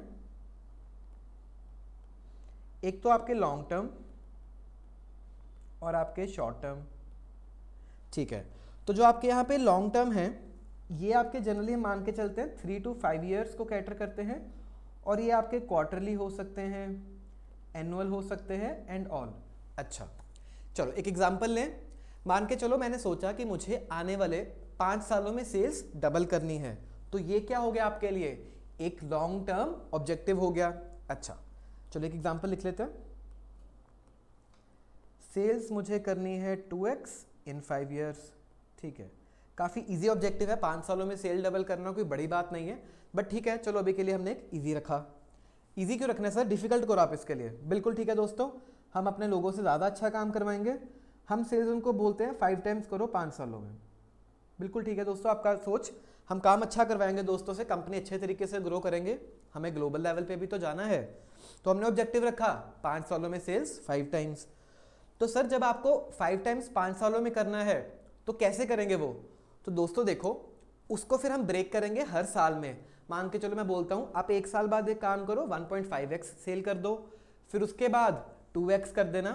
तो हम धीरे धीरे उसको छोटे छोटे हिस्सों में डिवाइड कर देते हैं, जिसको हम क्वार्टरली या फिर एनुअली डिवाइड कर देते हैं, जिसको हम बोलते हैं अपने शॉर्ट टर्म। अच्छा, एक एग्जांपल ले लेते हैं यहाँ पे। तो ये हुआ 5 ईयर्स, इसमें मैं बोलता हूँ कि आपको 5x करनी है अपनी सेल्स ईयर 1 ईयर 5। तो मैंने आपके ये लॉन्ग टर्म ऑब्जेक्टिव को छोटे छोटे टुकड़ों में बांट दिया, ईयर 2 ईयर 3 ईयर 4 ऐसे करके। तो मैंने यहाँ पे बोला कि आप सेल्स अपनी 2x कर दो, यहाँ तक अपनी सेल्स आप 4x कर देना, और यहाँ पे आपकी सेल्स आके 5x हो जाएंगी। तो हमने डिवाइड कर दिया अपने लॉन्ग टर्म ऑब्जेक्टिव्स को into a short term objective. Annually भी कर सकते हो, फिर इसको हम क्वार्टरली डिवाइड कर लेंगे कि इस क्वार्टर में इतना सेल्स, इस क्वार्टर में इतना सेल्स, फिर वो क्वार्टरली सेल्स को मंथली डिवाइड कर सकते हो। दैट इज़ हाउ प्लानिंग होती है कि एक बार आप लॉन्ग टर्म ऑब्जेक्टिव सेट करके फिर उसको छोटे छोटे हिस्सों में डिवाइड कर देते हो। ठीक है सर, हमें समझ आया। ठीक है, चल अब क्या फ़ायदा है, क्यों हम ये ऑब्जेक्टिव सेट कर रहे हैं, ताकि जब आपकी कंपनी की एक्चुअल परफॉर्मेंस शुरू हो आपको पता चल सके कि हम सही रास्ते जा रहे हैं कि नहीं जा रहे हैं। क्योंकि अगर मान के चलो हमने यहाँ पे सोचा कि सेल्स मेरी 2x हो जाए बट सेल्स सिर्फ हमारी 5x हुई, तो क्या आप अपने ऑब्जेक्टिव्स को मीट कर पाए? नहीं कर पाए। तो आपको क्या करना पड़ेगा, अगर आपको ये वाला अपना लॉन्ग टर्म ऑब्जेक्टिव मीट करना है, आपको अपने विजन और मिशन को मीट करना है, तो आपको इनको कंपेयर करके चलना पड़ेगा ताकि आपको पता चले आप कहाँ स्टैंड करते हो, आपकी कंपनी की पोजीशन क्या है, और अगर आपको उसको इम्प्रूव करना है तो आप उसको इम्प्रूव कर पाओ। अच्छा सर, इसलिए सेट किए जाते हैं ऑब्जेक्टिव? बिल्कुल। तो ऑब्जेक्टिव सेट करने से आपको लगता है कि आपके पास एक यार्ड स्टिक मिली, आपके पास एक मेजरेबल परफॉर्मेंस मिला, मेजर मिला, ताकि आप अपनी परफॉर्मेंस को मेजर कर पाओ कि आप कहाँ स्टैंड करते हो, आपको कहाँ जाना है। तो यही मेजरली हमारे कीवर्ड्स रहते हैं ऑब्जेक्टिव्स के लिए भी।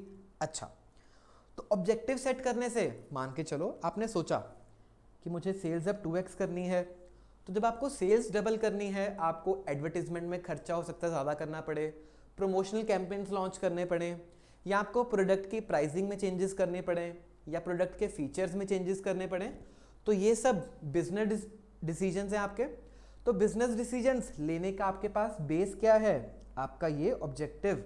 तो आपको इस ऑब्जेक्टिव को मीट करने के लिए ही अपने बिजनेस डिसीजंस लेने पड़ेंगे, ताकि आपके डिसीजंस ऐसे हों कि आप ये ऑब्जेक्टिव मीट कर जाओ।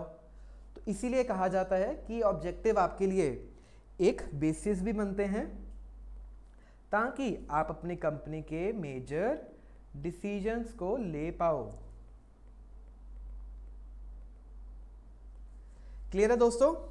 चलो, ये हो गए कुछ इंपॉर्टेंट कीवर्ड्स। अच्छा, अब एक बात बताओ, जब आपने कंपनी बनाई होगी, सीएल लिमिटेड हमने बनाई थी कल, बिल्कुल, तब हमने क्या सोच के बनाई थी कि सीएल लिमिटेड काम अच्छा करेगी, हमेशा अच्छा करता रहेगी, ये चलती रहेगी कंपनी।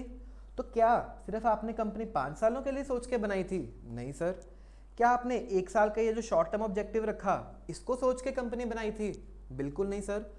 तो क्या कहने की कोशिश कर रहा हूँ दोस्तों, कि जो आपकी कंपनी के ऑब्जेक्टिव्स हैं आप इनको मीट करोगे, ठीक है, फिर नया ऑब्जेक्टिव आएगा उनको मीट करोगे, फिर एक नया ऑब्जेक्टिव आएगा उनको मीट करोगे, ऐसे ही आपके लॉन्ग टर्म ऑब्जेक्टिव्स भी मीट होंगे। अच्छा, तो इसके बाद आप फिर से एक लॉन्ग टर्म ऑब्जेक्टिव सेट करोगे। ऐसे ही आईसीआई भी आपको बोलता है कि ये जो आपका ऑब्जेक्टिव सेटिंग और इसका अचीवमेंट का प्रोसेस है, ये अनएंडिंग प्रोसेस है।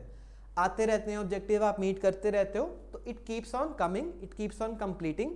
तो ये एक अनएंडिंग प्रोसेस है। क्लियर है? चल ठीक है, अब आते हैं मेन मुद्दे के ऊपर, जिसमें से क्वेश्चन भी आता है आपके पास। ऑब्जेक्टिव्स की कैरेक्टरिस्टिक्स क्या होनी चाहिए, आपके पास ऑब्जेक्टिव्स कैसे होने चाहिए, या फिर जब आपको ऑब्जेक्टिव्स सेट करने हैं आपको किन किन चीज़ों का ख्याल रखना चाहिए। तो यहाँ पे अगर हेडिंग लिखूं मैं, कैरेक्टरिस्टिक्स ऑफ ऑब्जेक्टिव्स,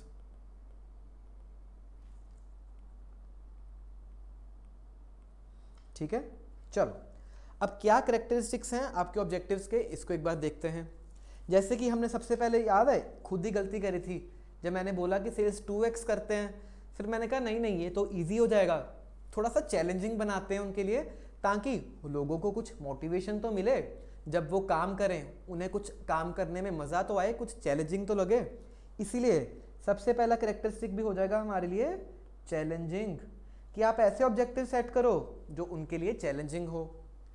अच्छा, तो जब आपने मुझे 5x सेल्स का टारगेट दिया, तो मैं एज अ मार्केटिंग मैनेजर, मुझे तो मोटिवेशन मिल गया कि मुझे इतना काम करना है कि कंपनी की सेल्स 5x हो जाए।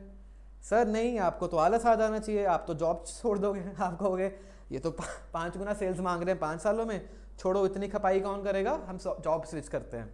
नहीं दोस्तों, ऐसे नहीं सोचना, हम कंपनी के अच्छे के लिए काम करेंगे। तो जब हम ऑब्जेक्टिव हमें मिला है, ऊपर वाली कॉर्पोरेट लेवल ने बोला कि आप 5 टाइम्स सेल करो, तो हमें मोटिवेशन मिलेगी, हमें अच्छे से अप्रेजल्स चाहिए, हमें प्रमोशन चाहिए, तो हम बहुत खुश हो गए कि हम पूरी मेहनत करेंगे लगन और श्रद्धा के साथ। लगन और श्रद्धा एम्प्लॉयज़ नहीं है, हम फीलिंग्स की बात कर रहे हैं। लगन और श्रद्धा के साथ हम अपनी सेल्स को 5x करेंगे। बिल्कुल ठीक है, वो मुकेश भी हो सकता है, ज़रूरी नहीं है कि आपके पास श्रद्धा और वगैरह ही हो, मुकेश के साथ भी हम सेल्स 5x कर सकते हैं।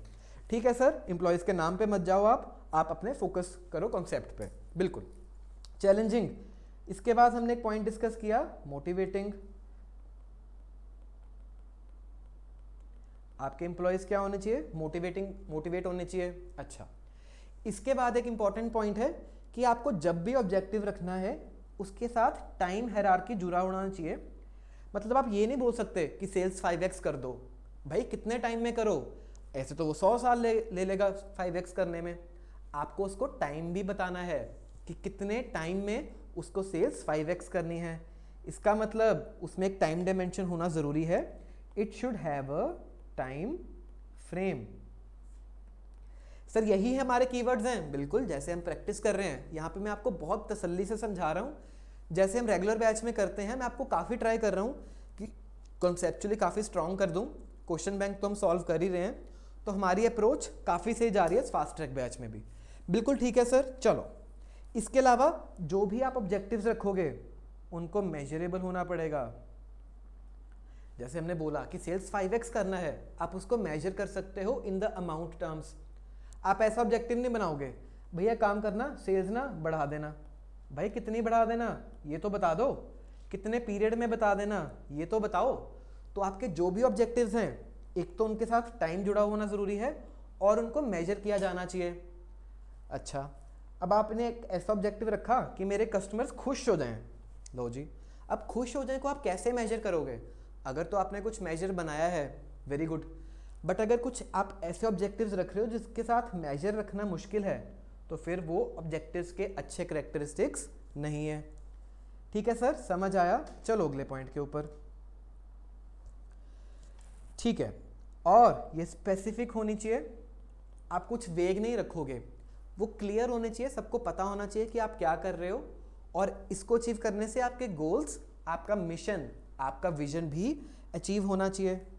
अच्छा, और इससे जब आप ये करोगे तो अगेन वो पॉइंट लिख दें एक बारी।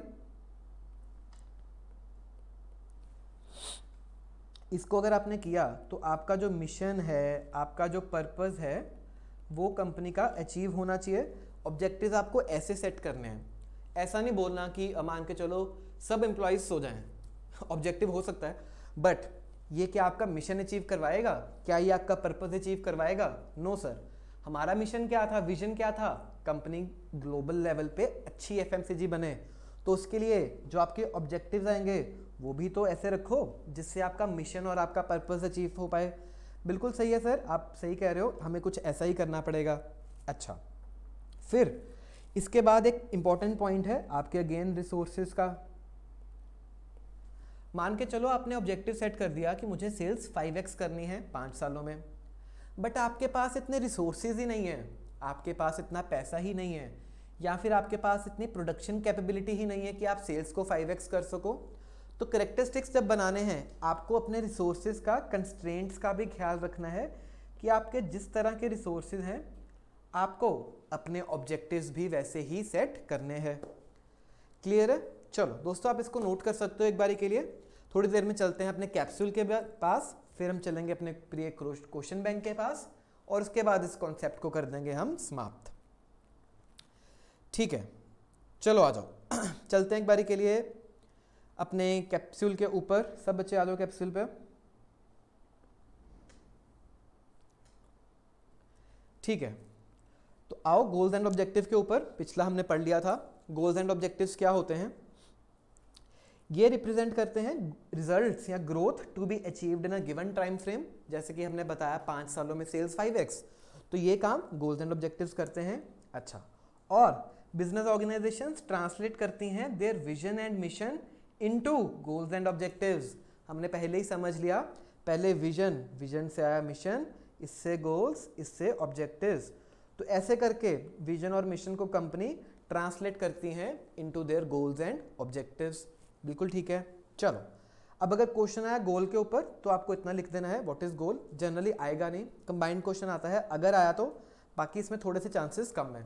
कंपैरेटिवली विजन और मिशन ज़्यादा इंपॉर्टेंट है। अच्छा, गोल्स क्या हैं? ओपन एंडेड है, हमने समझा। The end results that the organisation attempts to achieve with the help of a overall plan over a particular period, तो पीरियड होना बहुत ज़रूरी है। अच्छा, ऑब्जेक्टिव्स क्या हैं? क्लोज एंडेड है, हमने समझा। टाइम बेस्ड है, टाइम होना ज़रूरी है, और ये मेजरेबल हैं, आप इसको मेजर कर सकते हो, जैसे कि सेल्स। खुश हो जाओ इज़ नॉट अ मेजर, बिल्कुल ठीक है। टारगेट्स हैं जो आपको अचीव करना है, बिल्कुल। Which help in the accomplishment of goals, goals को अचीव करने के लिए आपको पहले ऑब्जेक्टिव्स को मीट करना पड़ेगा, बिल्कुल। And translate the goals to both long term and short term perspectives, हमने ऑलरेडी समझ लिया क्या होता है लॉन्ग टर्म, क्या होता है short term.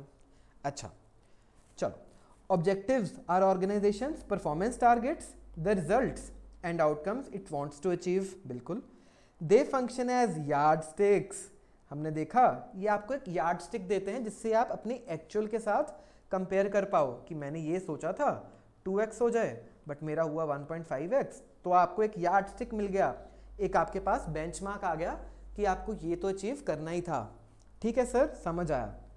For tracking an organisation's performance and progress and provide basis for major decisions, sir इसका भी आपने बताया कि मुझे सेल्स कैसी रखनी है, प्रमोशन कैसे रखना है, एडवर्टीजमेंट, प्राइसिंग, प्रोडक्ट डिटेल्स, तो जो भी डिफरेंट डिसीजंस हैं उसका बेसिस क्या है? मेरे ऑब्जेक्टिव्स, मुझे क्या अचीव करना है, उसी हिसाब से ही तो मैं अपने ऑब्जेक्टिव्स रखूंगा, अपने डिसीजंस लूंगा, बिल्कुल ठीक है।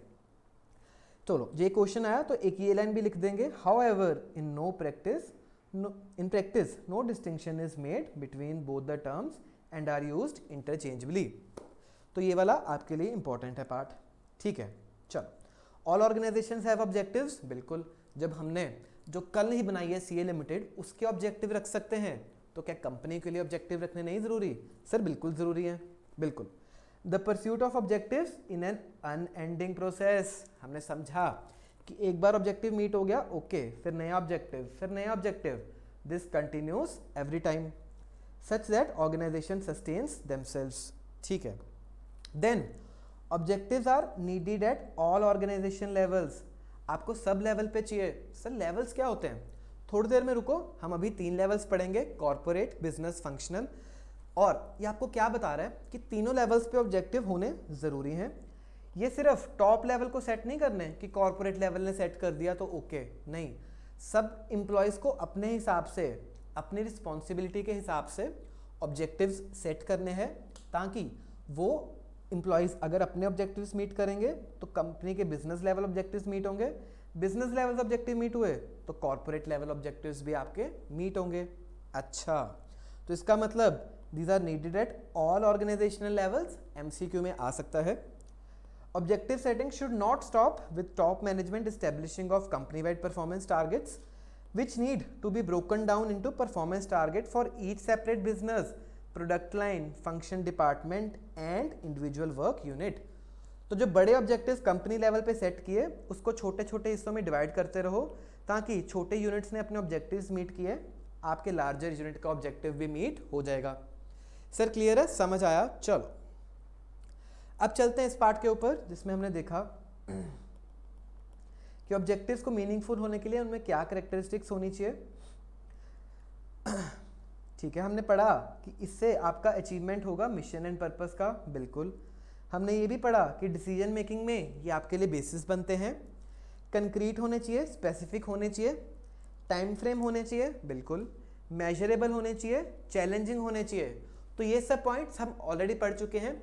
अगर क्वेश्चन आया एग्जाम में, कभी कभी आ जाता है कि ऑब्जेक्टिव्स के कैरेक्टरिस्टिक्स क्या होने चाहिए, तो आप इनमें से कुछ भी आपको जो पॉइंट्स अच्छे से याद हो वो आप लिख सकते हैं। अच्छा, देन कंस्ट्रेंट्स में होने चाहिए विद द ऑर्गेनाइजेशन रिसोर्सेज, ठीक है। इसके अलावा जो पॉइंट्स हैं वो देख लेते हैं। This should correlate with each other, यानी कि अगर आपने एक ऑब्जेक्टिव सेट किया तो दूसरा ऑब्जेक्टिव का आपस में अच्छा रिलेशन होना चाहिए, दोनों उल्टी उल्टी साइड को नहीं जाने चाहिए।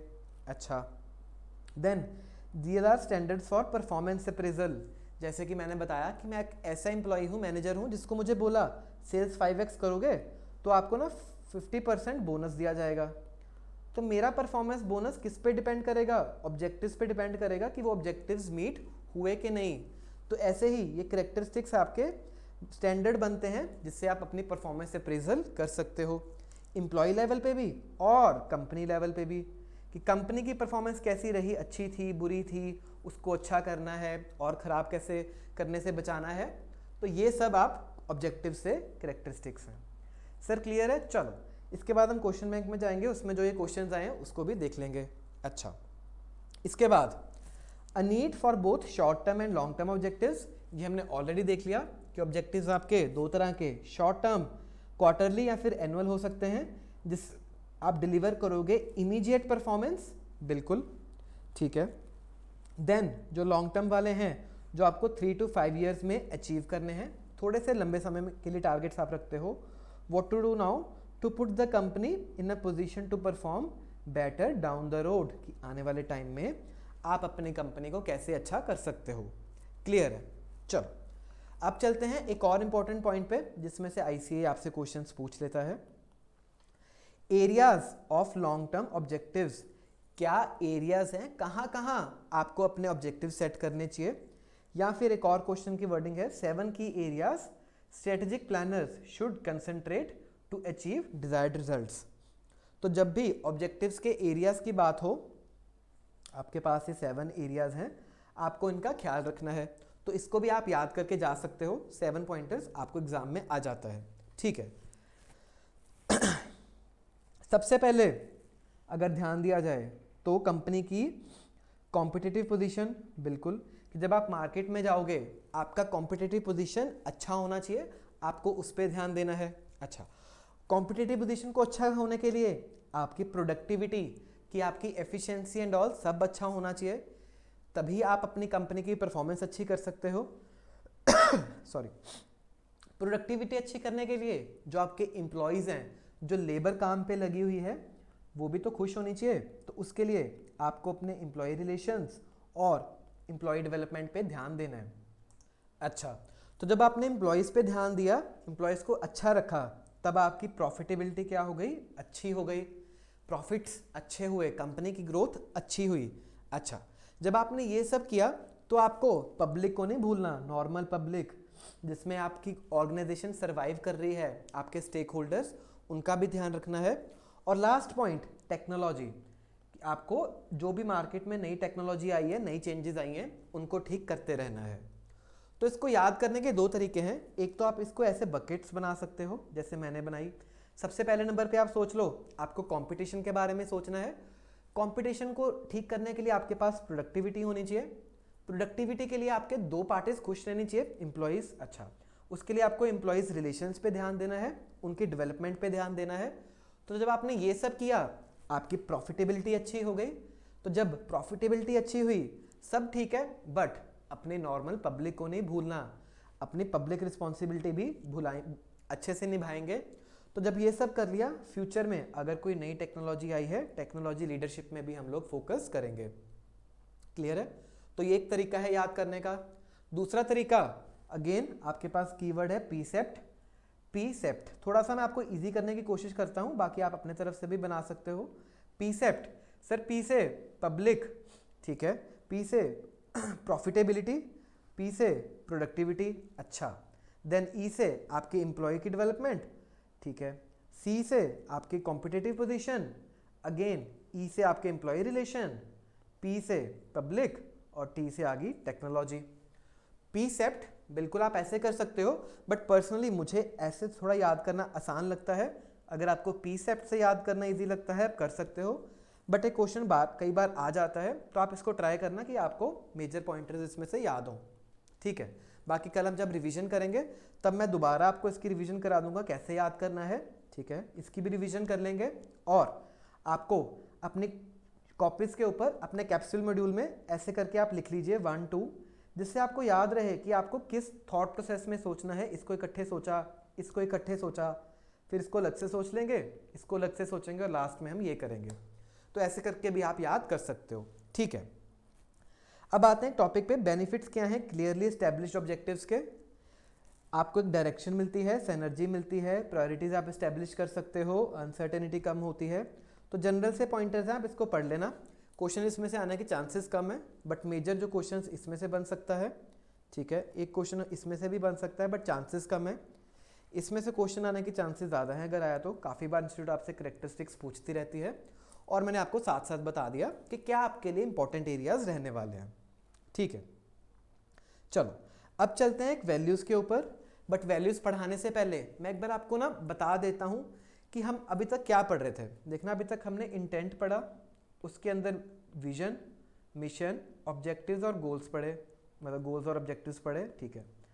अब हम एक थोड़ा सा डिफरेंट टॉपिक के ऊपर चल रहे हैं, जो कि है वैल्यूज़। अब वैल्यूज़ क्या होता है? वैल्यूज़ है फिलॉसफी की बातें, जो कि एक बारी मैं यहाँ पे वेबसाइट्स में अगर आपको दिखाऊं, तो यहाँ पे जब हमने टाटा स्टील का देखा था, इन्होंने विजन बताया, मिशन बताया, साथ ही इन्होंने अपनी वैल्यूज़ की बात की। तो वैल्यूज़ भी इंपॉर्टेंट हैं, कॉरपोरेट्स अपनी मेजर वेबसाइट्स पे ये लिखती हैं। बट वैल्यूज़ होता क्या है? वैल्यूज़ होते हैं जैसे इंसानियत आप है, ठीक है, वी आर ह्यूमंस, तो हमारे अंदर कुछ एक वैल्यूज़ हैं जिनको हम फॉलो करते हैं, ठीक है। इंटीग्रिटी हो गया, रिस्पेक्ट हो गया, ऐसे ही डिफरेंट वैल्यूज़ कॉरपोरेट्स भी फॉलो करती हैं, जिसको हम कॉरपोरेट वैल्यूज़ बोलते हैं। एग्जाम्पल लेते हैं टाटा स्टील की। एक बार टाटा स्टील की वैल्यूज़ देखें, ये लोग भी बोल रहे हैं, ये लोग इंटीग्रिटी फॉलो करते हैं, फेयर हैं, ऑनेस्ट है, ट्रांसपेरेंट है, अच्छा, एक्सीलेंस है, पैशनेट है about achieving the highest standards of quality, अच्छा, फिर यूनिटी रखते हैं, रिस्पॉन्सिबिलिटी का से काम करते हैं, और पेयरिंग में भी विश्वास रखते हैं। तो ये क्या है? टाटा स्टील की वैल्यूज़ हैं, वो सिद्धांत हैं जो टाटा स्टील फॉलो करती है। बट सर ये क्यों वैल्यूज़ लिखी जाती हैं? मान के चलना आप एक ऐसी सिचुएशन में फंस गए जब आपके पास डिसीजन लेना मुश्किल हो रहा है, आपको नहीं समझ आ रहा कि मैं क्या करूं, कैसे डिसीजन लिया जाए। तब एज अ कंपनी आप डिसीजन ऐसे लोगे जिससे आपकी ये वाली जो कोर वैल्यूज़ है एटलीस्ट वो रिस्पेक्ट हों। आप इनको कभी भी ब्रेक नहीं करोगे, इनको कंपनी मेंटेन करती है एट ऑल कॉस्ट्स। अच्छा सर HDFC बैंक की क्या वैल्यूज़ हैं, एक बार ये भी बताओ। चलो HDFC बैंक की वैल्यूज़ में थोड़ा सा इन्होंने पैराग्राफ लिखा है। Our employee focus approach strives to create a happy environment for employees. देखा, एम्प्लॉयज़ की बात कर रहे हैं, जैसे हमने ऑब्जेक्टिव्स में बात करी थी। Where they develop an emotional commitment to the company and go the extra mile to leverage organisational goals. देखा, जो हम पढ़ रहे हैं हू बहू वही यहाँ पे लिखा गया है। तो आप जो यहाँ पे इंफॉर्मेशन गैदर कर रहे हो उसको अपने अंदर समेट लो, सारी लाइफ आप इसको यूज करने वाले हो। Customer centric puts our customers and their interest on priority, अच्छा, to make informed decisions for mitigating their needs. तो ऐसे ही इन्होंने अपनी वैल्यूज के बारे में बताया है। अब देखते हैं ICAI आपको क्या पढ़ाती है वैल्यूज के बारे में। ICAI बोलती है वैल्यूज क्या है? ओमनी प्रेजेंट है, हर जगह आपको कंपनी के अंदर ये मिलते हैं। Foundation of each and every decision, आप कोई भी डिसीजन लोगे तो उसकी बेस पे आपकी ये वैल्यूज हमेशा रिस्पेक्ट होनी चाहिए। अच्छा, an organisation without values is like an organisation with no real intent. तो वैल्यूज होना बहुत ज़रूरी है। क्या है ये? डीप रूटेड प्रिंसिपल्स हैं जो आपकी जड़ों में समाये हुए हैं। तो इसके ऊपर आप कोई भी बिल्डिंग खड़ी करोगे, कोई भी डिसीजन लोगे, यहाँ पे जो आपके वैल्यूज़ हैं वो हमेशा रिस्पेक्ट होने चाहिए, फाउंडेशन में होने चाहिए, और must be maintained at all cost. इनको कभी भी टूटने और बिखरने नहीं देना है, ठीक है। Deep rooted principles which guide an organisation's decisions and actions. Values also reflect the values of the company's founders. तो वैल्यूज कहाँ से आती हैं? जो कंपनी के फाउंडर हैं, जिन्होंने कंपनी की शुरुआत की, उन्होंने जो सोचा कि कंपनी की भी ये वैल्यूज होनी चाहिए, तो वहीं से कंपनी की वैल्यूज आती हैं। तो कहीं ना कहीं आपके MCQ में क्वेश्चन पूछा जा सकता है। They are the source of company's distinctiveness and must be maintained at all costs.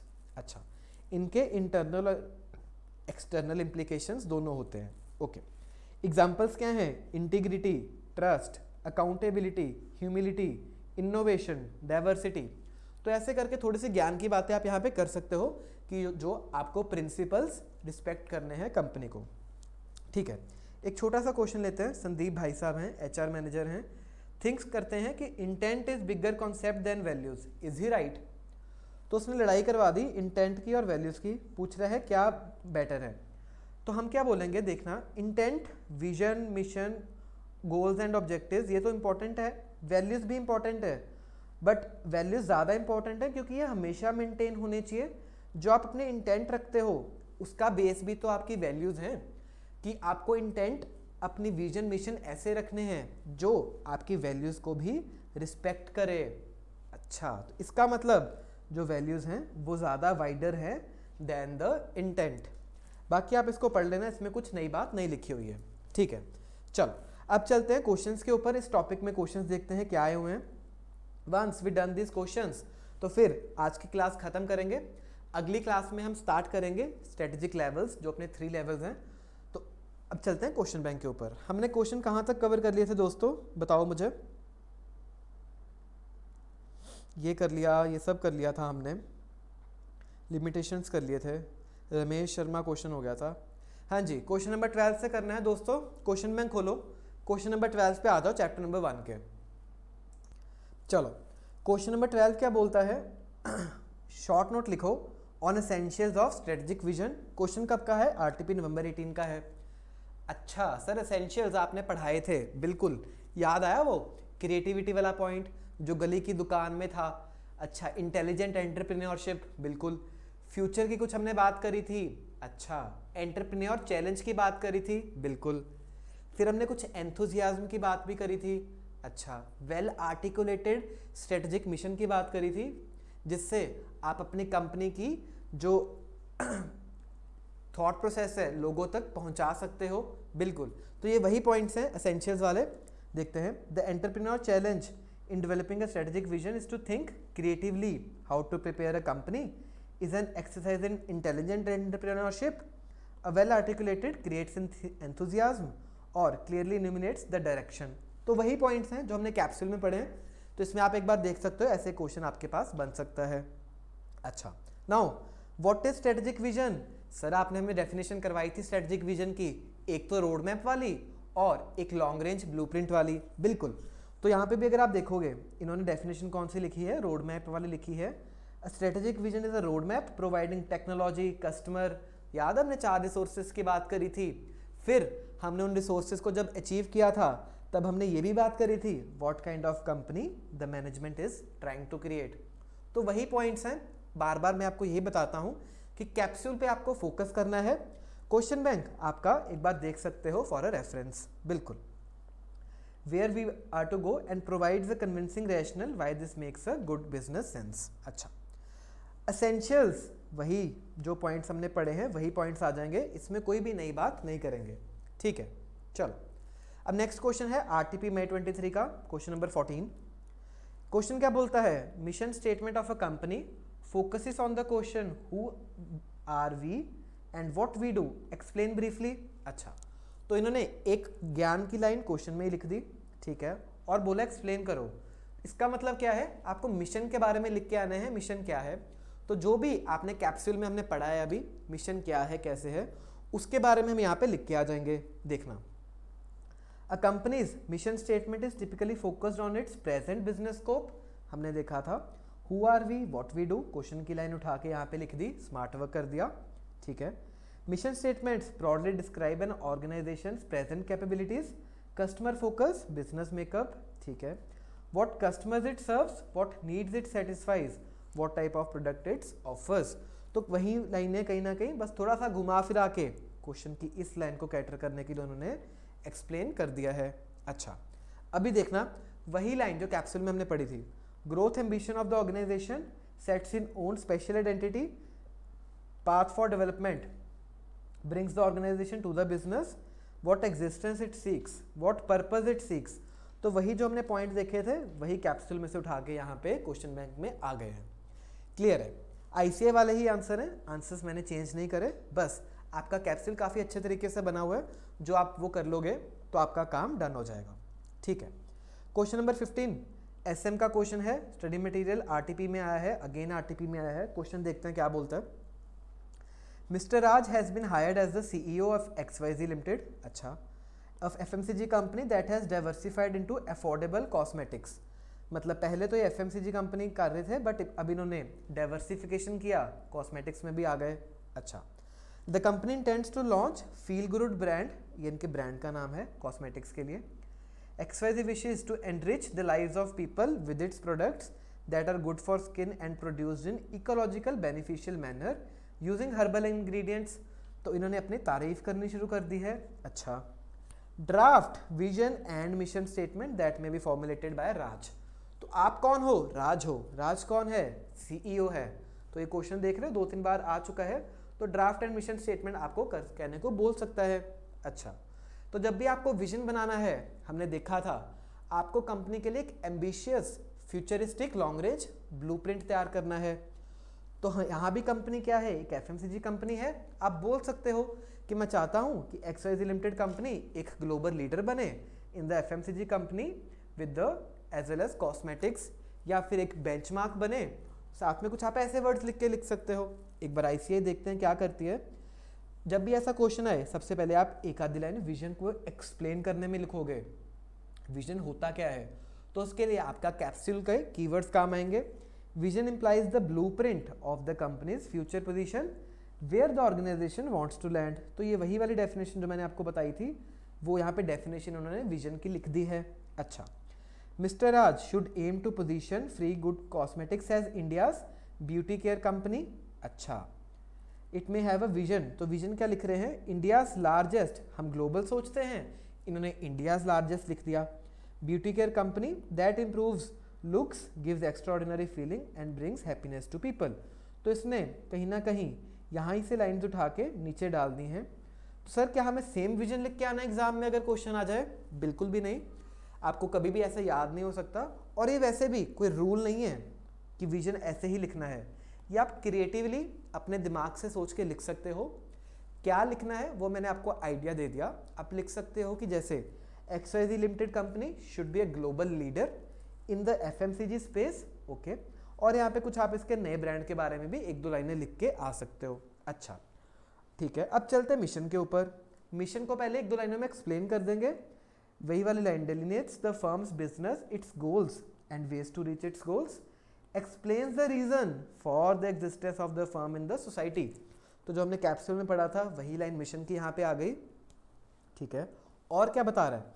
It is design to help potential stake holders and all. चलो, ये ज्ञान की बातें हैं, आप कैप्सूल में से लिख सकते हो। ठीक है, अब कैसे मिशन लिखना है? तो जो लाइन इसने यहाँ पे लिखी थी एज इट इज इसके पॉइंटर्स बना के इन्होंने लिख दिए। It to be in the business. Mission में हम सबसे पहले क्या बताते हैं कि हमें किस बिजनेस में काम करना है। To be in the business of cosmetics, to यहीं से लाइन उठा के enhance the life of people, give them confidence to lead, to protect skin from harmful agreements in environment and sunrays, to produce herbal cosmetics using natural ingredients. कुछ नहीं किया, question की लाइनों को उठा के यहाँ पे लिख दिया। ये है आपके लिए स्मार्ट वर्क, ये आपके लिए है कीवर्ड्स जो आपने ऑलरेडी याद किए होंगे कैप्सूल में से। आपको नंबर लेने से एग्जाम में कोई भी नहीं रोक सकता है। बिल्कुल सर, आप अच्छे से तैयारी करवा रहे हो, हमारा कॉन्फिडेंस अच्छा बन रहा है सब्जेक्ट में।